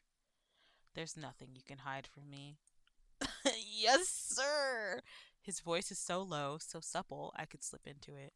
The misery born of your mistreatment haunts you. I understand what it's like to be used and thrown away. I'll give your life new meaning. I swallow thickly. How could he possibly know? No, this must be some kind of trick. But for once, Vera isn't smiling. All that suffering has made your soul so irresistible. His piercing eyes pin me to the spot. The look on his face makes my blood run cold. I've seen it before. Traveling through the waste, the lanterns would occasionally reveal carcasses picked clean by starving scavengers whose eyes shone in the dark with the same ravenous hunger. Vera takes a shuddering breath. You're trembling. What if you and I went somewhere quieter, alone? Um, um, um, I'm easy, okay? I'm like so easy. I can't, I'm sick of running, of hurting, of suffering. Surrendering completely is the easiest thing I've ever done. I, before I can finish, Vera hushes me. A gloved thumb runs across my lips, bringing the taste of leather when it dips into my mouth. He bends closer and closer. Through the gauzy veil of his hair, I see shadows spread in whirls of smoke, eddies of darkness peeling off the walls and blooming to blot out the moon. Sensation flees with the light, leaving me numb to everything except the sudden pressure of a hand tightening around my throat. He killed me! Something snaps, and the bitter tang of copper floods my mouth. Vera's lips crush mine as he swallows the reedy thread of my final breath. This time, death comes swiftly and permanently. The end! You killed me!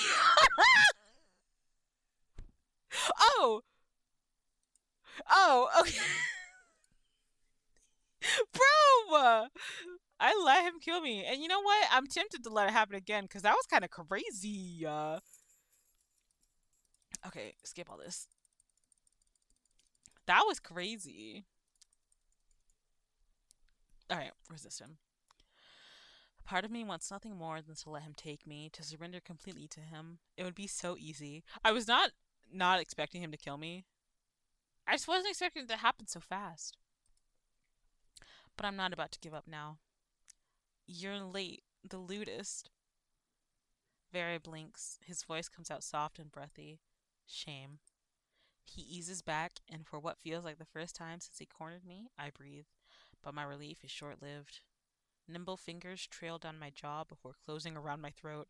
The touch is feather light and teasing, but my pulse still leaps. One last thing, Pinky. Spoken so softly that the pounding of my heart nearly drowns out his words.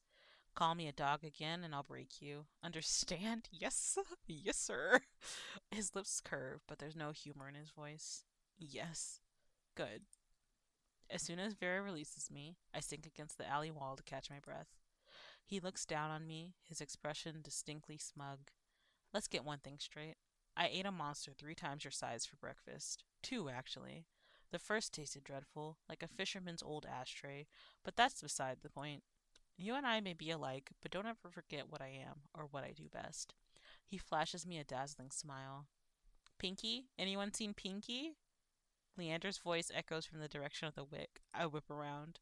Oh my god! Leander was gonna find my dead body? That is so sad! I nearly call back before remembering Vera's apparent distaste for Leander. I glance back at Vera. Oh, only he's gone, vanished into the dark. I'm left in the deserted alley, trembling with a delirious mixture of exhaustion and excitement. Fuck. I let out a long, shaky exhale that condenses in the freezing air. Only once my racing heartbeat slows do I make my way back toward the wick, guided by the distant sound of Leander's voice. I love Leander, okay? I don't care. I don't care what Varys says. I love him. And I would willingly die for him. Why are my eyes closed? Oh. Okay. Um. No. Okay, well, sure. I'll click this. Continue. Oh my god, I love this game. Next is Men. Okay, hold on. Drink break.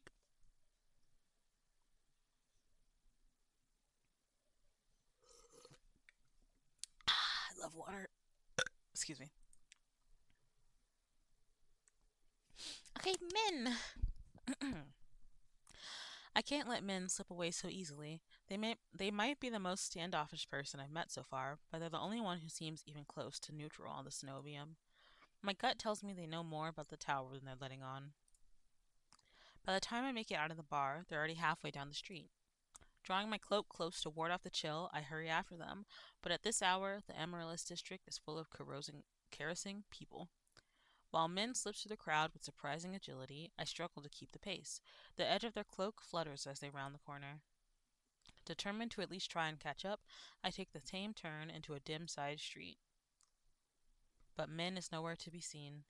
Didn't you learn your lesson earlier? Oh, I nearly jump out of my skin, whirling to find Min right behind me. They don't even look ruffled. They fold their arms, pointedly staring me down. I thought nearly getting eaten would teach you that being out here alone at night is dangerous. What about you? I'm not alone, am I? It's a good thing I'm not alone, then, isn't it? Min looks at me in blank confusion for a moment before realization dawns. Are you always so persistent? He's. They're blushing! I don't really know how to read them. They shift between aggressive and hesitant without warning, and I have no idea how to tell which way they'll swing. But I can't help that's what she said. But I can't help feeling a little thrill when pink sweeps across their cheeks. I kinda have to be. It's how I stay alive. Min recovers their composure quickly, their mouths shifting into a frown. They glance away, eyes sweeping across the street. You've been lucky so far, but it won't last. Nobody in this city is trustworthy. Not even you? Especially not me. I've met clams that opened up more willingly than men, but even if they don't talk about themselves much, they must have opinions about Ace. You don't seem to like Ace. I don't like anyone, but especially not that bloodthirsty gangster. The words tumble from their lips before I can even finish my sentence. Did he do something to you? Beyond existing? No. But I'm not waiting around to get hurt first. That sea spring he runs with all those smiling red people, I suppose his one saving grace is that he hasn't forced anyone to drink from it. Yet.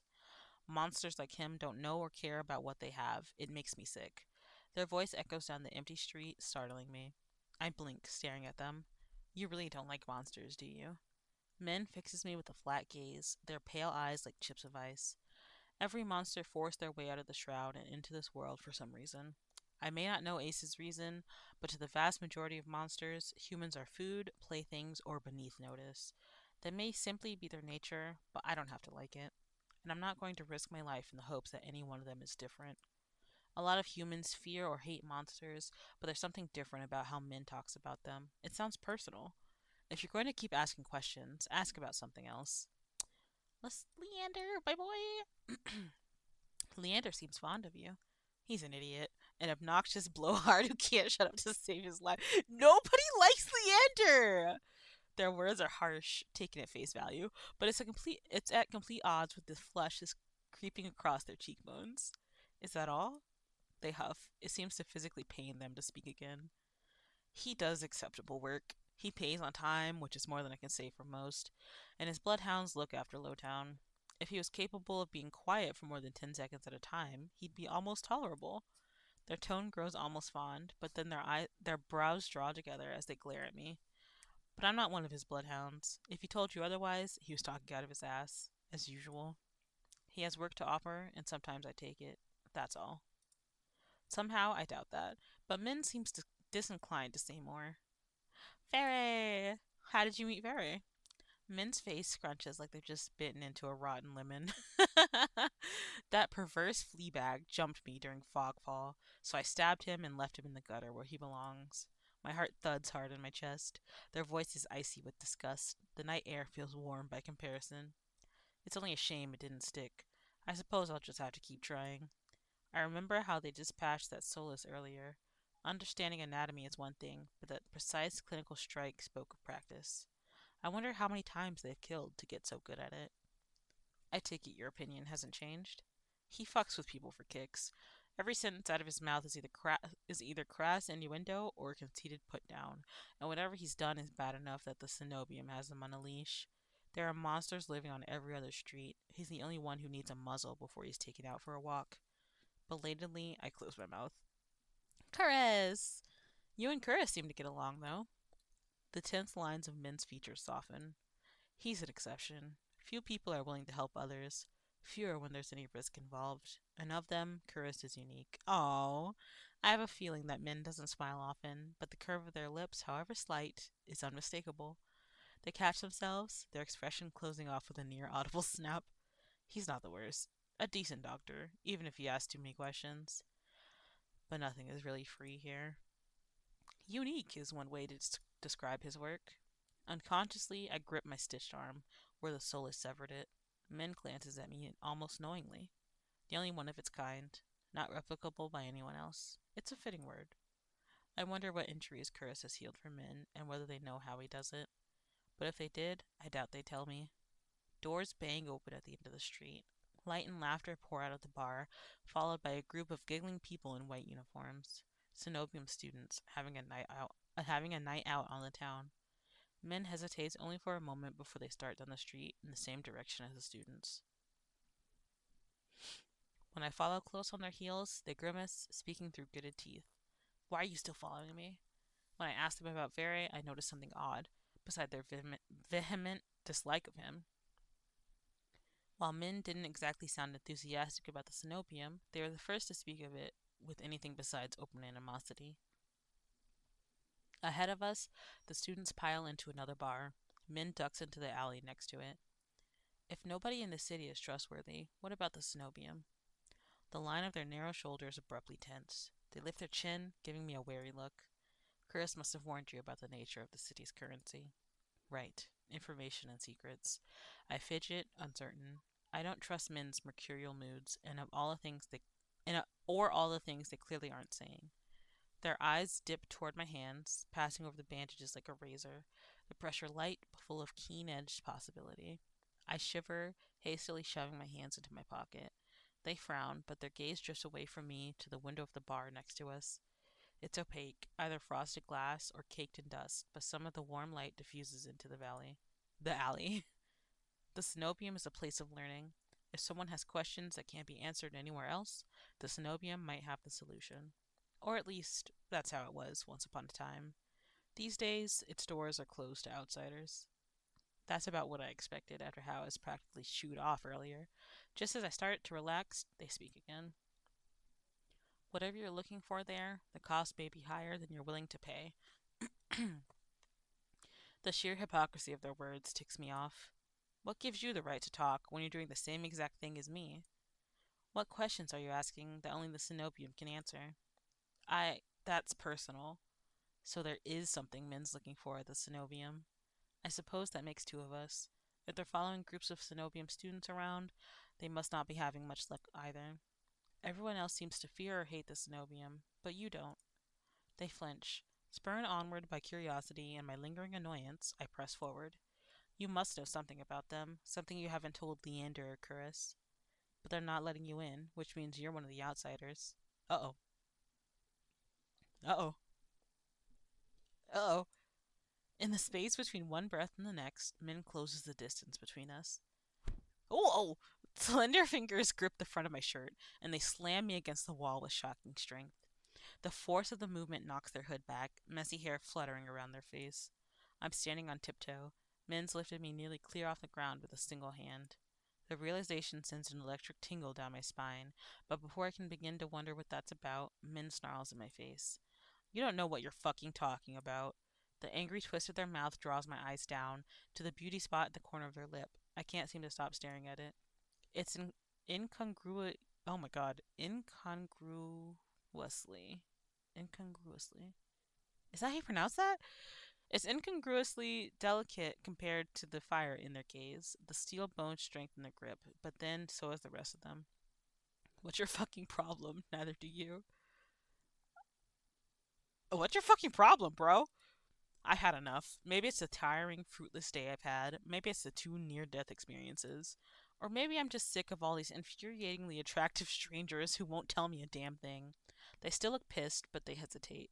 Maybe they didn't expect me to snap back. You give me information, then snap at me and shove me around. What are you trying to do? You're one to talk, summoning around town looking for answers, trying to get them without giving anything in return.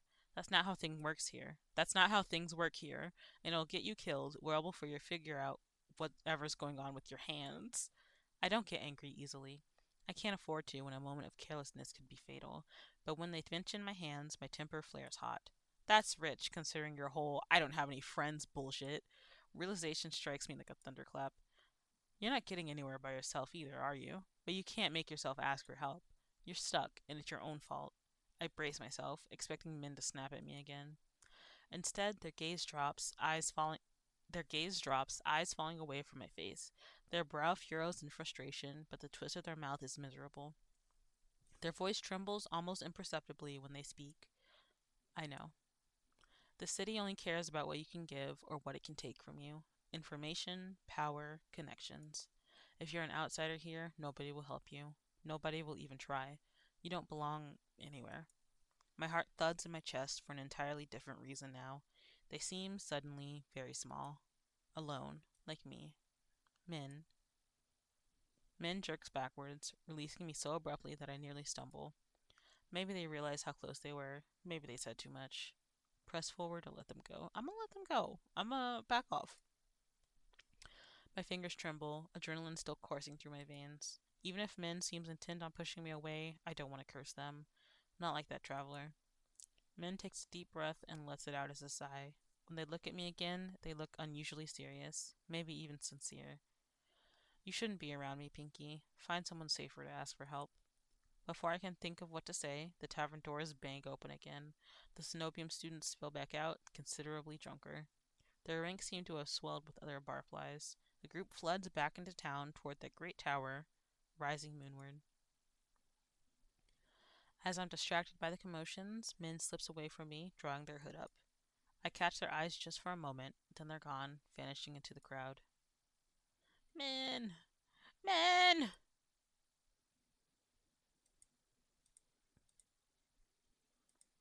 Oh god, this is such an exciting game. Like, I love visual novels. I should really play more. Alright, next is Caress, and then Ace is final. Okay, hold on. Another drink break. Okay, let's see. We're at almost 2 hours already. Jeez, how is this longer than the last part? Okay, hold on. Alright. Okay. Let me blow my nose too.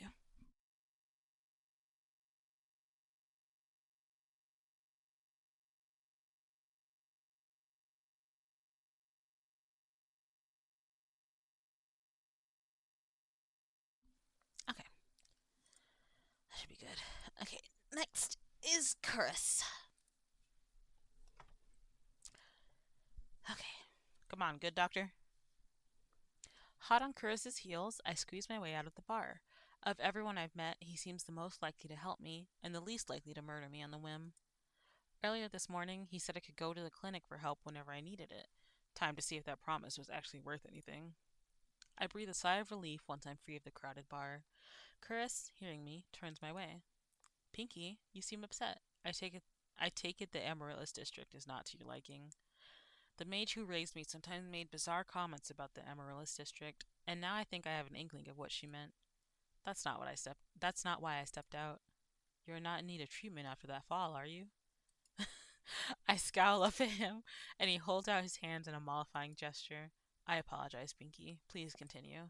About time. Someone cuts right across me toward Curris, stopping us both in the middle of the street. Even in the dim pink haze that seems to blanket everything, there's no mistaking the pressed white uniform and stiffly starched hat. Another Cenobium cleric. I hastily step back, making myself as inconspicuous as possible. Can I help you? Nervous onlookers, nervous onlookers hastily part around Curris and the cleric. The two form an island of white in a sea of teeming color. Enough. You know I am here. Then I hope you find this edifying. Curtis reaches into his coat and produces three tiny glass vials bound together with a thick leather cord. A silvery powder shimmers inside. Okay, calm down, jeez. He gently flicks the glass, watching the contents swirl, and extends the vials to the cleric. This is it? They look extremely unimpressed. Appearances can be deceiving. He throws me a glance and a swift smile, but I'm too surprised to respond. Curtis was the first to warn me about the Cenobium. Nobody I met had anything good to say about them. Yet here he is, openly dealing with them in the Amaryllis district? I glance between Curtis and the cleric, who seems to notice me for the very first time. Good night. They bow to Curtis, offer me an extremely perfunctory nod, and disappear into the seething crowd. Pinky, is something amiss? What was that about? Isn't that dangerous? Yeah, what was that all about? Lower your voice. It is of little consequence. That's all you have to say? After the earful you gave me about the cenobium, you. Shh, be calm. He holds one finger to his lips, which suddenly curl in a cat like smile. For now, please join me on a short stroll. Curris's golden eyes twinkle in the low light. He beckons me away from the main thoroughfare, down a side street filled with vendors hawking late night snacks. What? Wait! Now powerfully curious in spite of myself, I hurry after Curris. Each of his long, graceful strides is easily two of mine. I catch a glimpse of his gleaming white coat disappearing around the corner of the street. The moment I catch up, the delicious scents of freshly baked goods flood my nose. My stomach gives a loud rumble. One honey pistachio cookie, please. Coming right up. Without breaking his swift pace, Curris plucks the sticky confection out of the merchant's hand and offers it to me. The heavenly smell makes my stomach rumble once more. I take a bite without hesitation. Mmm. Curtis watches me with an indulgent smile, and I notice he hasn't gotten anything for himself. You're not hungry? You need not concern yourself with me. I. He stops mid sentence, his eyes darting back the way we came. The hairs stick up on the back of my neck. I turn just enough to peek over my shoulder, hoping I don't look too suspicious. Sure enough, it's the same cleric who waylaid us in the street, now wearing a thunderously angry expression. Uh-oh. Well, disappointment can be a learning experience. Glimmers of realization dawn over me as I stare up at him. What exactly was in those vials? Perhaps a rare and potent alchemical catalyst? Or some stale fish skin. The two do resemble one another, and it can be hard to tell them apart. Is he serious? I chance another glance at the cleric who's now trying to elbow their way between the food stalls. A few people make way, but most don't even notice their efforts. The street is far too crowded with hungry patrons. Shall we? Without even waiting for a response from me, he glides swiftly into the crowd once more. You're messing with them. Is there a point to all this? He's obviously messing with them. You're messing with a Cenobian cleric? Such impolite behavior. I'm astounded you would even suggest it. Curus! I must still look incredulous because his smile softens a little. He lifts his hand as if to pat my shoulder, then stops himself. As I said, you have nothing to fear. He ducks into what looks like an abandoned doorway, but opens into a small covered market. The stalls here are full of more spices than I knew existed. Even taking a short breath makes me sneeze. Curse slows his pace, occasionally pausing to examine the insistent hawker's wares. Wait. He looks up from a display of livid red leaves, each as long as my forearm. You said I have nothing to fear, but everyone in Iridia seems wary of the cenobium. People fear the obvious trappings of power, wealth, force, or a hideously ostentatious tower. For my part, I find such trappings merely disappointing. The cenobium once had great potential. They squandered it decades ago in the pursuit of trinkets, pleasure, and petty tyranny. Their narrow, prosaic interests have rendered them blind to all else that moves. I think that's the most I've ever heard Curtis say, on any topic. You sound like you know them well. Curtis lets out a long, low sigh. You miss little, Pinky.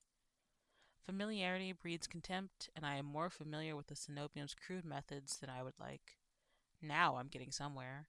Something beyond vague warnings or swift deflections. I decide to press the point while I have the chance. Familiar how? Chris stops right in front of a display of pickled fruits, and I nearly run into his back. He steps aside at the last moment. His arm rests gently but firmly on my waist. I tense, but he's careful to avoid my bandaged hands. Our pursuer refuses to take no for an answer. Them again? I thought we'd lost it in the crowd. I crane my neck to look for the cleric, but Curtis shakes his head. This way. The next street over seems to be home to the high-end brothels. It's full of steep stairways and shadowy passages, perfect for discreet trysts? I never knew how to pronounce that. Or losing a persistent tail. Pink curtains and painted facades sprawl around me like a giant, colorful warren. It only takes a few more twists and turns down blind alleys and narrow walkways before I'm completely turned around. Curtis, however, seems to be following some map in his own mind. He takes each turn with swift confidence, guiding me with the occasional nudge. The gaps between teetering buildings can hardly be called alleys, so narrow we had to pass through single file. Just a little further. The effortless grace with which he moves is almost infuriating. It takes every ounce of concentration I have just to avoid tripping over loose tiles, discarded clothes, and unidentifiable rubbish. Meanwhile, his long legs almost seem to float over every obstacle. His clothes are still completely pristine despite the soot stained walls on either side. How the hell does he do it? Some sort of enchantment woven into his jacket? A glamour spell? I'm still trying to puzzle it out when I realize how warm it is, with me practically tripping on his heels. The tiny gap between us seems to radiate heat, like beating midday sun on the longest day of summer. Fall back or stay close? I'm staying close. I definitely don't want to get lost here. I stay as close to Curtis as I can without actually touching him. I promise I will not lose you. Oh, was I that obvious? Our eyes meet, and despite my best efforts, I find it hard to hold his gaze. I've never seen eyes like his. Despite our dark and dingy surroundings, it's like Curtis radiates his own light whenever he looks at me. Thank you for indulging me, Pinky. I believe we have lost our trail. Our tail. It's much quieter on the edges of the Amaryllis district, and the deals in the shadows look shadier. Did you enjoy your impromptu tour? Relief, relief escapes me in a tired laugh. After the day I've had, playing keep away from a Cenobium cleric seems almost normal. I wasn't in mortal peril, so that's a nice change of pace. He laughs too, a soft and pleasant chuckle, completely at odds with his usual cool demeanor. Are you sure we've lost that cleric? If there's one thing you can count on, if there's one thing you can count on, it is the elitism of the Cenobium's finest. They will not deign to follow us this far. He sounds confident enough. I was starting to wonder if we'd have to make a full circuit of the city to ditch them. A beam of moonlight cuts through the clouds, casting his face into sharp relief. However, I should escort you back to your lodgings. It would be unwise to let you go alone. What about you? Are you staying at the Wet Wick? Of course not. Then you're going back to your clinic alone? You just said that was a bad idea. He pauses, stares at me, then his expression relaxes into a gentle smile. Fear not, Pinky. Only the most desperate or foolish would dare lay a hand on me. It sounds insane after two near death Solus encounters, but part of me believes him. The few people who are still out huddle beneath streetlights and. Jesus! The few people who are still out huddle beneath street lamps and in doorways, desperate to be as close to safety as possible. Curtis, on the other hand, looks more relaxed than I've ever seen him. He's strolling down the middle of the street, bold as if it was broad daylight. Even walking alongside him makes me feel more secure, warmer both inside and out. I hang on to that faint spark of hope and screw up my courage. Did you mean it this morning, when you said I could come back to you for help? Every word. All his earlier mirth vanishes, replaced by calm focus. I don't know what to say to that. I almost expected his offer to be a courtesy, an easy way to get me out the door. The fact that he meant it. Why do you ask? I believe I have already made my intention to help you quite clear. His eyes flick briefly to my arm, the one that he miraculously reattached when he found me. I can almost imagine him counting the neat stitches. I just wanted to make certain. I'm still figuring out who's trustworthy, and who's trouble. I see. Iridia does tend to attract extreme individuals, including you. Ah, Pinky, I decline to incriminate myself in your eyes. I can recognize a smooth deflection when I hear one. Though if he won't talk more about himself, maybe he'll tell me about someone else. I decide to ask about Leander. Why'd you send me to Leander for help? Few know Iridium better than Leander. The company he keeps can be questionable, but I had confidence in him. Yeah, his bloodhound seemed rough around the edges. Leander has always preferred the company of those like him, survivors of Lowtown's harsh realities. You must have noticed how they flock to him. I nod. He seemed to know every single person in the Wetwick. And that's a good thing? Leander's closest peers trust him with their lives. I would say that counts for something. Ace. Have you ever have you ever been out to see Ace in the sea spring? Once. Only once. Seems like a spring with miraculous powers would interest a doctor. A long silence follows, so long that I'm not sure Kerr has heard me. I'm about to repeat myself when he finally speaks in a near whisper. Ace is the rare newcomer who has proven himself immediately worthy of my respect. The sea spring is another matter. Hidden depths often contain unwelcome secrets. You could say that about anything around here. A fair point. Nonetheless, I have seen many purported wonders, and the sea spring is unlike any other. Only time will tell what that means. Vere! How do you know Vere? Curtis visibly stiffens, and I remember the venom in Vere's voice when he grabbed me. That fucking doctor. It looks like the feeling is very much mutual. Regrettably, Vere is one of my worst patients. How did you cross his path? He stole my room key. You are fortunate that he did nothing else. He is far deadlier than he seems. There is a reason he is not at liberty. He is not at liberty. A reason for the collar and chain. He seemed pretty dodgy to me already. I hesitate, waiting for Curtis to elaborate, but he seems to find even the thought of very distasteful. I think it's really interesting that Very is like the only one so far who like killed us beyond like the soulless. Like Min didn't try to kill us. Maybe I chose the wrong option, but for as threatening as he is very. Ben didn't try to kill us. Ace didn't try to kill us. He was just playing with us. Leander didn't really think about killing us, and the doctor didn't try to kill us at all. So I think it's interesting. I also really I'm really glad that I went back and watched all these endings because it gives me it's like we're able to learn more about both the person we follow and then their friends as well. I think that's really cool. Min. You and Min sounded like you knew each other very well. I also think it's interesting how like none of them like Leander. And that hurts my feelings. But also maybe I misread him. Like I'm not feeling the vibes correctly. But I think he's charming and sweet and like nice. He's pretty much the nicest out of all of them. And not in like the I'm using you to get information kind of way? It makes me wonder. You and Min sounded like you knew each other well. Curris heaves a long suffering sigh. I know them better than most, and less well than I would like. Like you, Min is a recent arrival. Their time here has been particularly difficult. As much as I would like to help, he trails off, but I know exactly what he's talking about. Min didn't even seem like the sort of person who would accept help easily. Do they always pick fights that are twice their size? I have implored them not to. They rarely listen. With my curiosity sated for now, I fall silent.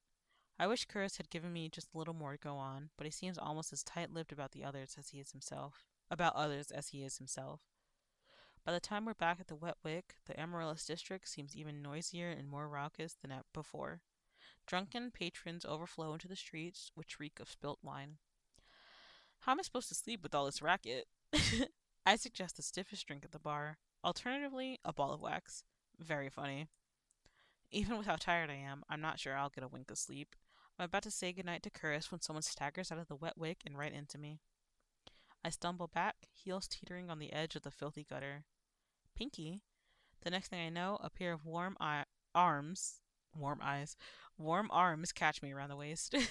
I find myself staring up at Curtis, pressed against his chest. His grasp loosens, but he doesn't quite let me go. Something shifts in his gaze. His eyes fix on my face, and I feel myself growing hot all over at his intense scrutiny. What does he see in me? What is he looking for? Curtis? Ah, my apologies.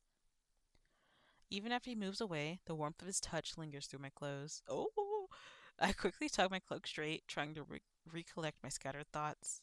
Good night. Thanks for everything today. You are most welcome. He turns and slips into the crowd that can pick out his pristine white coat with ease. A chilly gust howls down the street.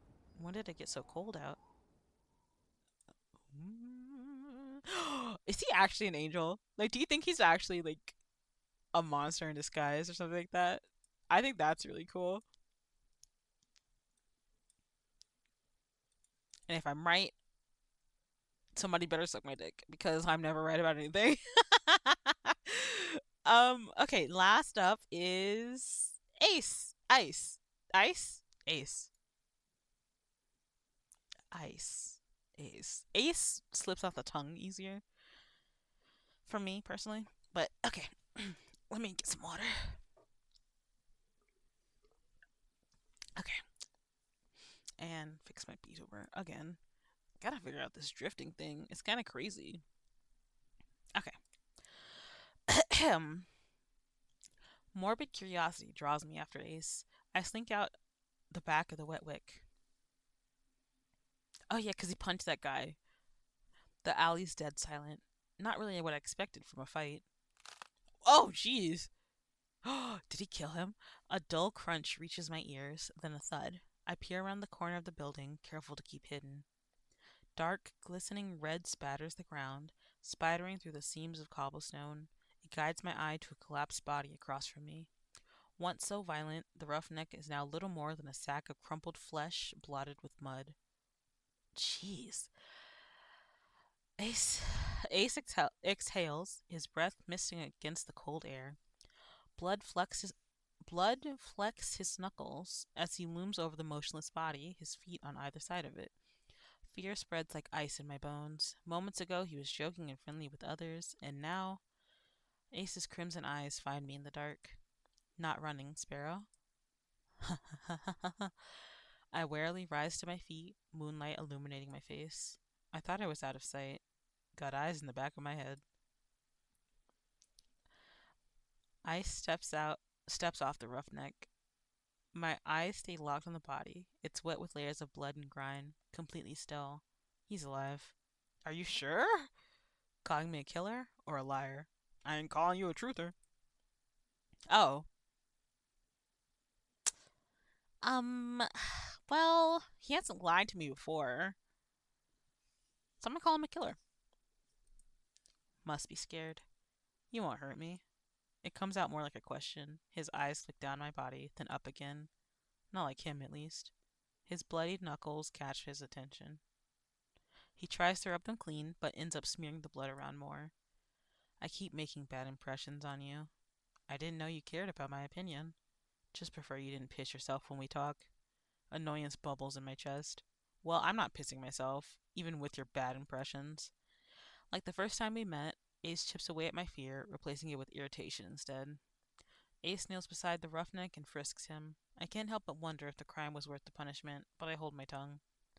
Deftly, Ace's hands search through the roughneck's pockets. It doesn't take him long to find his prize, a cigarette and a matchbox. He strikes a match. Sparks light up his angular features with a golden glow. It's distracting for a moment, but my gaze inevitably drops back to the muddy body. You're just gonna leave him there?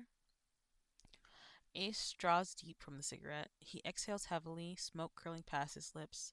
I breathe in the sweet spice scent of cloves. As his tension melts away, he looks at me with cool, lidded eyes. Should I give him a blanket? Unbothered by the maybe corpse, he takes a seat on the crate opposite the bar. I stand awkwardly, forgetting why I came out here in the first place. An unpleasant silence stretches between us. Weather's nice. Cold, murky, and humid, he means. I want to believe he's teasing me, but for all I know, this is pleasant for Iridia. Was Princess good company? Oh, he named her Princess! That is so cute! Who? He takes another long drag. His metal rings catch the light of the cigarette and it flashes of red. The Solus who escorted you back. You named it Princess? Jealous? I return his smile. You have no idea. I think your nickname's more fitting. Sparrow. Not sure where Ace got it from. Maybe I should tell him to call me by my name, but it's kind of nice. Not that I'd ever tell him that. Before I can dissect my feelings, I quickly change the subject back to the Solus. Surprised it didn't kill me. She was cute, okay? She was a little baby princess. She was kind of cute in a weird way. I glance absentmindedly at my hand, remembering how she'd nuzzled into my palm at my touch. Ace's eyes softened for a brief moment. Her tail wouldn't stop going when she got back. The group of them don't get much attention. Oh! Think she's cute now. Wait till you see her tricks. You taught her tricks? Princess is a smart one. She'll learn anything if you have the right rewards. Me too. Sounds about right. The idea of tame Solus is still so outlandish to me. I was mauled by a mindless, bloodthirsty beast, and he's talking about them like they're pets. But it's possible, all because of the sea spring. I need to get the answers he wouldn't give me before. I carefully take a seat beside him on the crate, contemplating my strategy. He doesn't seem to mind. He closes his eyes, tilts back his head against the wall, relaxed. Without the pressure of his intense gaze, I feel myself ease up too. As long as I keep my attention away from the bloody heap across from us, I glance over at Ace and allow my eyes to linger. A sea glass colored tattoo spirals up his arm, painting over grooves of muscle. Silver jewelry glints in the moonlight. It draws my eyes to his bare chest, rough hands, carved jaw. His ears, his horns, his pupils. Everything about him is sharp, even the fangs that only show when he grins. But as dangerous as he appears, I can't help wanting to know more. I wonder how recently he crossed over to this world, and why. What's your verdict? I whip my head in the opposite direction. What verdict? Got a long good look. Are you impressed, or do I need work? My face grows hot. I've seen worse. You're annoying. You're annoying. He responds with a low chuckle draped in smoke. Didn't stop you from staring. My embarrassment spikes. Without thinking, I blurt out a change in topic. I have questions about the sea spring. Boredom eclipses his amusement in an instant, and he closes his eyes again. Of course you do. I thought I made myself clear what you'd be giving up. Before you kicked me out to go drinking, I still need to know more. My turn for a question. It sounds more like an order than anything else. I bristle under his narrowed gaze. Fine. He takes a long pull from a cigarette and lets the smoke trail slowly from his lips. Your curse. What about it? This song and dance is all too familiar. The selfish questions come first. What does it do? Is it painful? Can you control it? I brace myself for the inevitable onslaught. Is the thought of living with it really so unbearable? My dread dies with his words. No one has asked me that before. You've survived this long. Unless you're running out of time, I'd wonder if it's really worth the sacrifice. He flicks the cigarette aside and props his head on blood-smeared knuckles. But what do I know? I'm just an outsider. My fingers fuss with the trim of my cloak. Ordinarily, I'd feel annoyed, but now my chest feels tight. You could have sold me if you were less honest. You're a shit salesman. He laughs under his breath. Harsh words. We lapse into silence again. This time, it's surprisingly nice. The quiet, chilled air is a calming reprieve. You know, you didn't seem like an outsider back at the bar. A lot of people like you. Ace raises a brow at me. I start by asking about. Leander! Do you like Leander? Please say yes! You and Leander clearly get along. You like Leander? I like Leander, sir. Doesn't everyone? He's helped me a lot since I arrived in Iridia. He even got me a free room at the Wet Wick. His charm has gotten him far, but for a leader, he sure likes it when others take control. I have to top? Damn it. Part of me desperately wants to ask what he means, but Ace continues before I get the chance. Surprised we get along? I thought you'd be at each other's throats instead of drinking buddies. His smile is easy, but there's a dangerous edge to it. Leander's done a good job, for a human. Naturally, there'll come a time when his resolve is tested. Same could be said for anyone, in this plane or the next. As for my resolve, well, stick around in Iridia long enough and you'll find out. I nod slowly. I can't decide if it sounds like a promise or a threat. Got any more observations, Sparrow? um Okay, so he's definitely my second favorite. I was surprised to see that you and Vera were close. Blessing and a curse. From what I've gathered, most people think he's, I don't know, an asshole, and water's wet. I wait for him to elaborate or add his thoughts, but he doesn't. So, what do you like about him? He lets out a quiet laugh as if amused by my question. Lot of things. You already named one. You like that he's an asshole. Temperament matches the drapes. Looks good in blood and better in tears. Hello? Sir? Sir? Favorite thing's the tail. Sometimes it frizzes up if you. He catches himself, clears his throat. It's hard not to let the disappointment show in my expression. Vera is one of the most honest people you'll meet. Just don't listen to a single thing he says. And he's so right for saying that, because it's so true. Those sound like complete opposites to me. Curtis. I didn't know that you and Curtis were friends. In a way, I help him in the clinic sometimes. Doctor doesn't let most people closer than arm's length. And you do? Hearts on my sleeve. Got the sense Curtis was like that in the past. Must have been burned. He trails off after the last few words, then shrugs. He opens up in his own ways if he's relaxed enough. I don't know how to even imagine that. You'd be surprised. Even the doctor has an endearing side. I can't decide what's more intriguing, the fact that Curtis has an endearing side, or the idea that Ace has managed to coax it out of him. Tell me if you uncover any other secrets. I'd kill to know more. I believe that. Maybe Min doesn't necessarily like you, but they definitely pay attention to you. Ace's reaction takes me off guard. He growls, pinches the bridge of his nose, as exasperated as I've ever seen him. I make enemies as easily as I breathe, Sparrow. Doesn't bother me. But that dove's got it out for me for no reason. Maybe they're unsettled by the sea spring? It's not about that. Goes without saying that they've got some issues. Don't think they understand that you catch more flies with honey than vinegar. Honey has left a bad taste in my mouth in the past. It could be the same for them. At least you're capable of a conversation. Do me a favor and teach the dove some manners. Thought they'd lay off. I thought they'd lay off eventually if I didn't bite. Hasn't happened yet. I briefly considered the possibility that Min wants to get bitten. I'm not about to propose that, though. My main point is that, speaking from experience, being an outsider usually means you don't have friends. I don't. I level him with a tired look.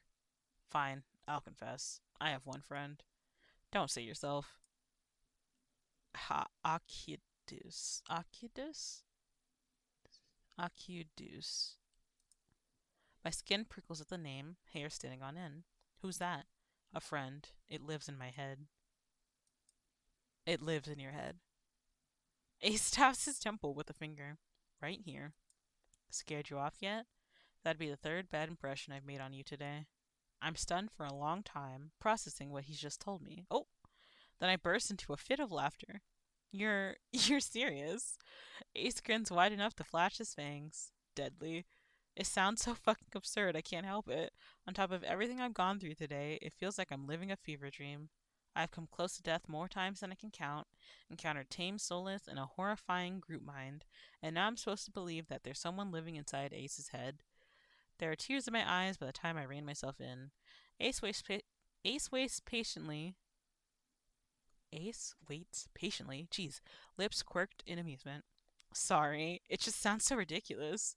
The tension that wound my shoulders so tightly has melted away, and for the first time in a long time, I feel like I can breathe. I feel better. Dukas, where in the rat's ass are you? Raucous, gruff shouts rise in the streets, echoed by the sound of heavy boots sloshing through the mud. The voices share the roughneck's accent from the bar. Uh-oh, the same roughneck who is still maybe dead and lying bloodied across from us. I nearly forgot about him. I shove to my feet as their voices get louder. They're closing in quick. Ace pulls me by the wrist out of the alley, away from the beaming moonlight. We dive into a nook between buildings, veiled in the shade of tattered canopies. It's a tight fit. Ace boxes me in against the wall, his body all but pressed against mine as he towers over me. For the second time today, the heady scent of smoke envelops me, but this time cut with a metallic tinge of someone else's blood. Ace pitches his voice low, quiet. My heart leaps into my throat. I'm suddenly acutely aware of the heat radiating off Ace's body. Ice's body. I'm gonna go with Ice. It's not working anymore. I'm suddenly acutely aware of the heat radiating off Ice's body, the feeling of his leg grazing my thigh, the closeness of his breath. This is bad. I squirm against him and earn a burning crimson glare. Do we really have to? His hand covers my mouth. His hand covers my mouth, muffling my whispers. He shakes his head. Don't. Damn, he's over here. Dukas, wake up, you bastard. A group of individuals, all brandishing spiked weapons, fill the alley. They all wear violet sashes, some kind of uniform. I wish I could see what they're doing, but Ice's arm all but blocks my sight. My eyes trail up the teal markings. They coil around his arm, his bicep. They lead up to Ice's collarbone, to the cords hanging around his neck, and to the smuggest smirk I've ever seen. Ah! I'm biting his ass! I'm biting his ass! I move before I can think, opening my mouth enough to bare my teeth and bite down on Ice's palm, hard. He winces, surprise flashing across his features. His hand leaves my mouth and I gasp in air. My breath is rapid from the adrenaline, but it's only when I lick my lips, when I taste the metallic tang of blood, that I realize I broke skin. Panic builds in my chest. My body tenses, bracing for his reaction.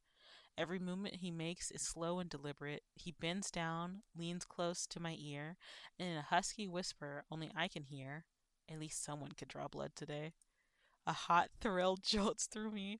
For a heartbeat, I forget to breathe. Voices in the alley grab Ice's attention this time. Shit, he's got more broken ribs than whole ones. What kind of freak did this? Fan out. Find the cocksucker responsible. You three, take Dukas back to base. Least he's still breathing. The alley clears out as footsteps rush away from us. Rushed. Us. We stay still until they're distant, melting into the rumble of the corner. When we finally step back into the moonlight, the night air is ice on my skin. I feel dazed and the need to keep my eyes off ice at all costs. Was that really necessary? The tremble to my voice is nothing but embarrassing. Could ask you the same thing. Didn't know sparrows could bite. You're lucky I didn't do worse. Try me. The thought of wiping that shitty grin off his face is definitely tempting. Staying hidden was the best option. Would be a hassle to run into them with you there. What, because I'm dead weight? Because 3 bad impressions are enough for one day. The answer is too vague for my liking, but he's probably right. Either way, I don't have the energy to argue. Come on, Sparrow. Let's get you home before you're framed for murder. Very funny. We reach the front of the wet wick too quickly. I hate to admit it, but I don't want to separate from Ice just yet. And not just because he never answered my questions. He's infuriating. As easily as he makes me feel on edge, he can make me feel safe, secure somehow. You know where to find me. At the creepiest place in the world. Take your time before you decide to drink. I happen to like your shitty attitude. It takes me a moment to process it, then my eyes flutter down to my feet. I'll keep that in mind. When I glance back up from the ground, Ice is already down the street, disappearing into the throngs of people. No fanfare, not even a wave. Asshole. But a charming one, so. Oh, wait, that wasn't. Whatever. Anyway, that was everybody. Oh my gosh. Okay. Hold on. Gotta reset position again. Okay. So that was everybody, and I'm so excited. I wonder, did this guy die? I don't even remember. Oh god. Either way, I definitely still like Leander. I'm really, really curious why it seems like nobody fucking likes Zaz. And I also really like Ice. Ace, gonna have to figure out the pronunciation of that name. But I wonder if it's online actually. I could probably, I don't know, I'll figure it out. But I like him second most. So it would be interesting when the full game comes out and I get to figure out like everything about them. I'm so excited. If I had to choose a third, I think Vere would be my third favorite. And then Caress, because he's just a sexy bitch. You know, how could I not? So I'm really curious if the angel thing is true. Because he's called an angel for a reason. But is it because he's like saves people, or is it because he's a literal angel? Also, he looks like an angel. Like if somebody told me he came down straight from heaven, I would believe them. So that unfortunately leaves men at the bottom. But that's not because I don't like men. It's just because there's only 1, 2, 3, 4, 5 spots, and someone has to take the fifth spot. Okay. Also, I guess we just didn't really learn a whole lot about men, so I don't know. Maybe in the future, like maybe if I play this again and or when the full game comes out and I focus on men, I would probably like them very much. Also, I apologize if I messed up the pronouns. For some reason, my brain keeps trying to go him, him, him, but they're them. So men, in my heart, I think we get to know each other very well. But yeah, that was TOUCHSTARVED Demo. Thanks for watching. I'm so excited for the full game, and I'll see y'all later. Bye!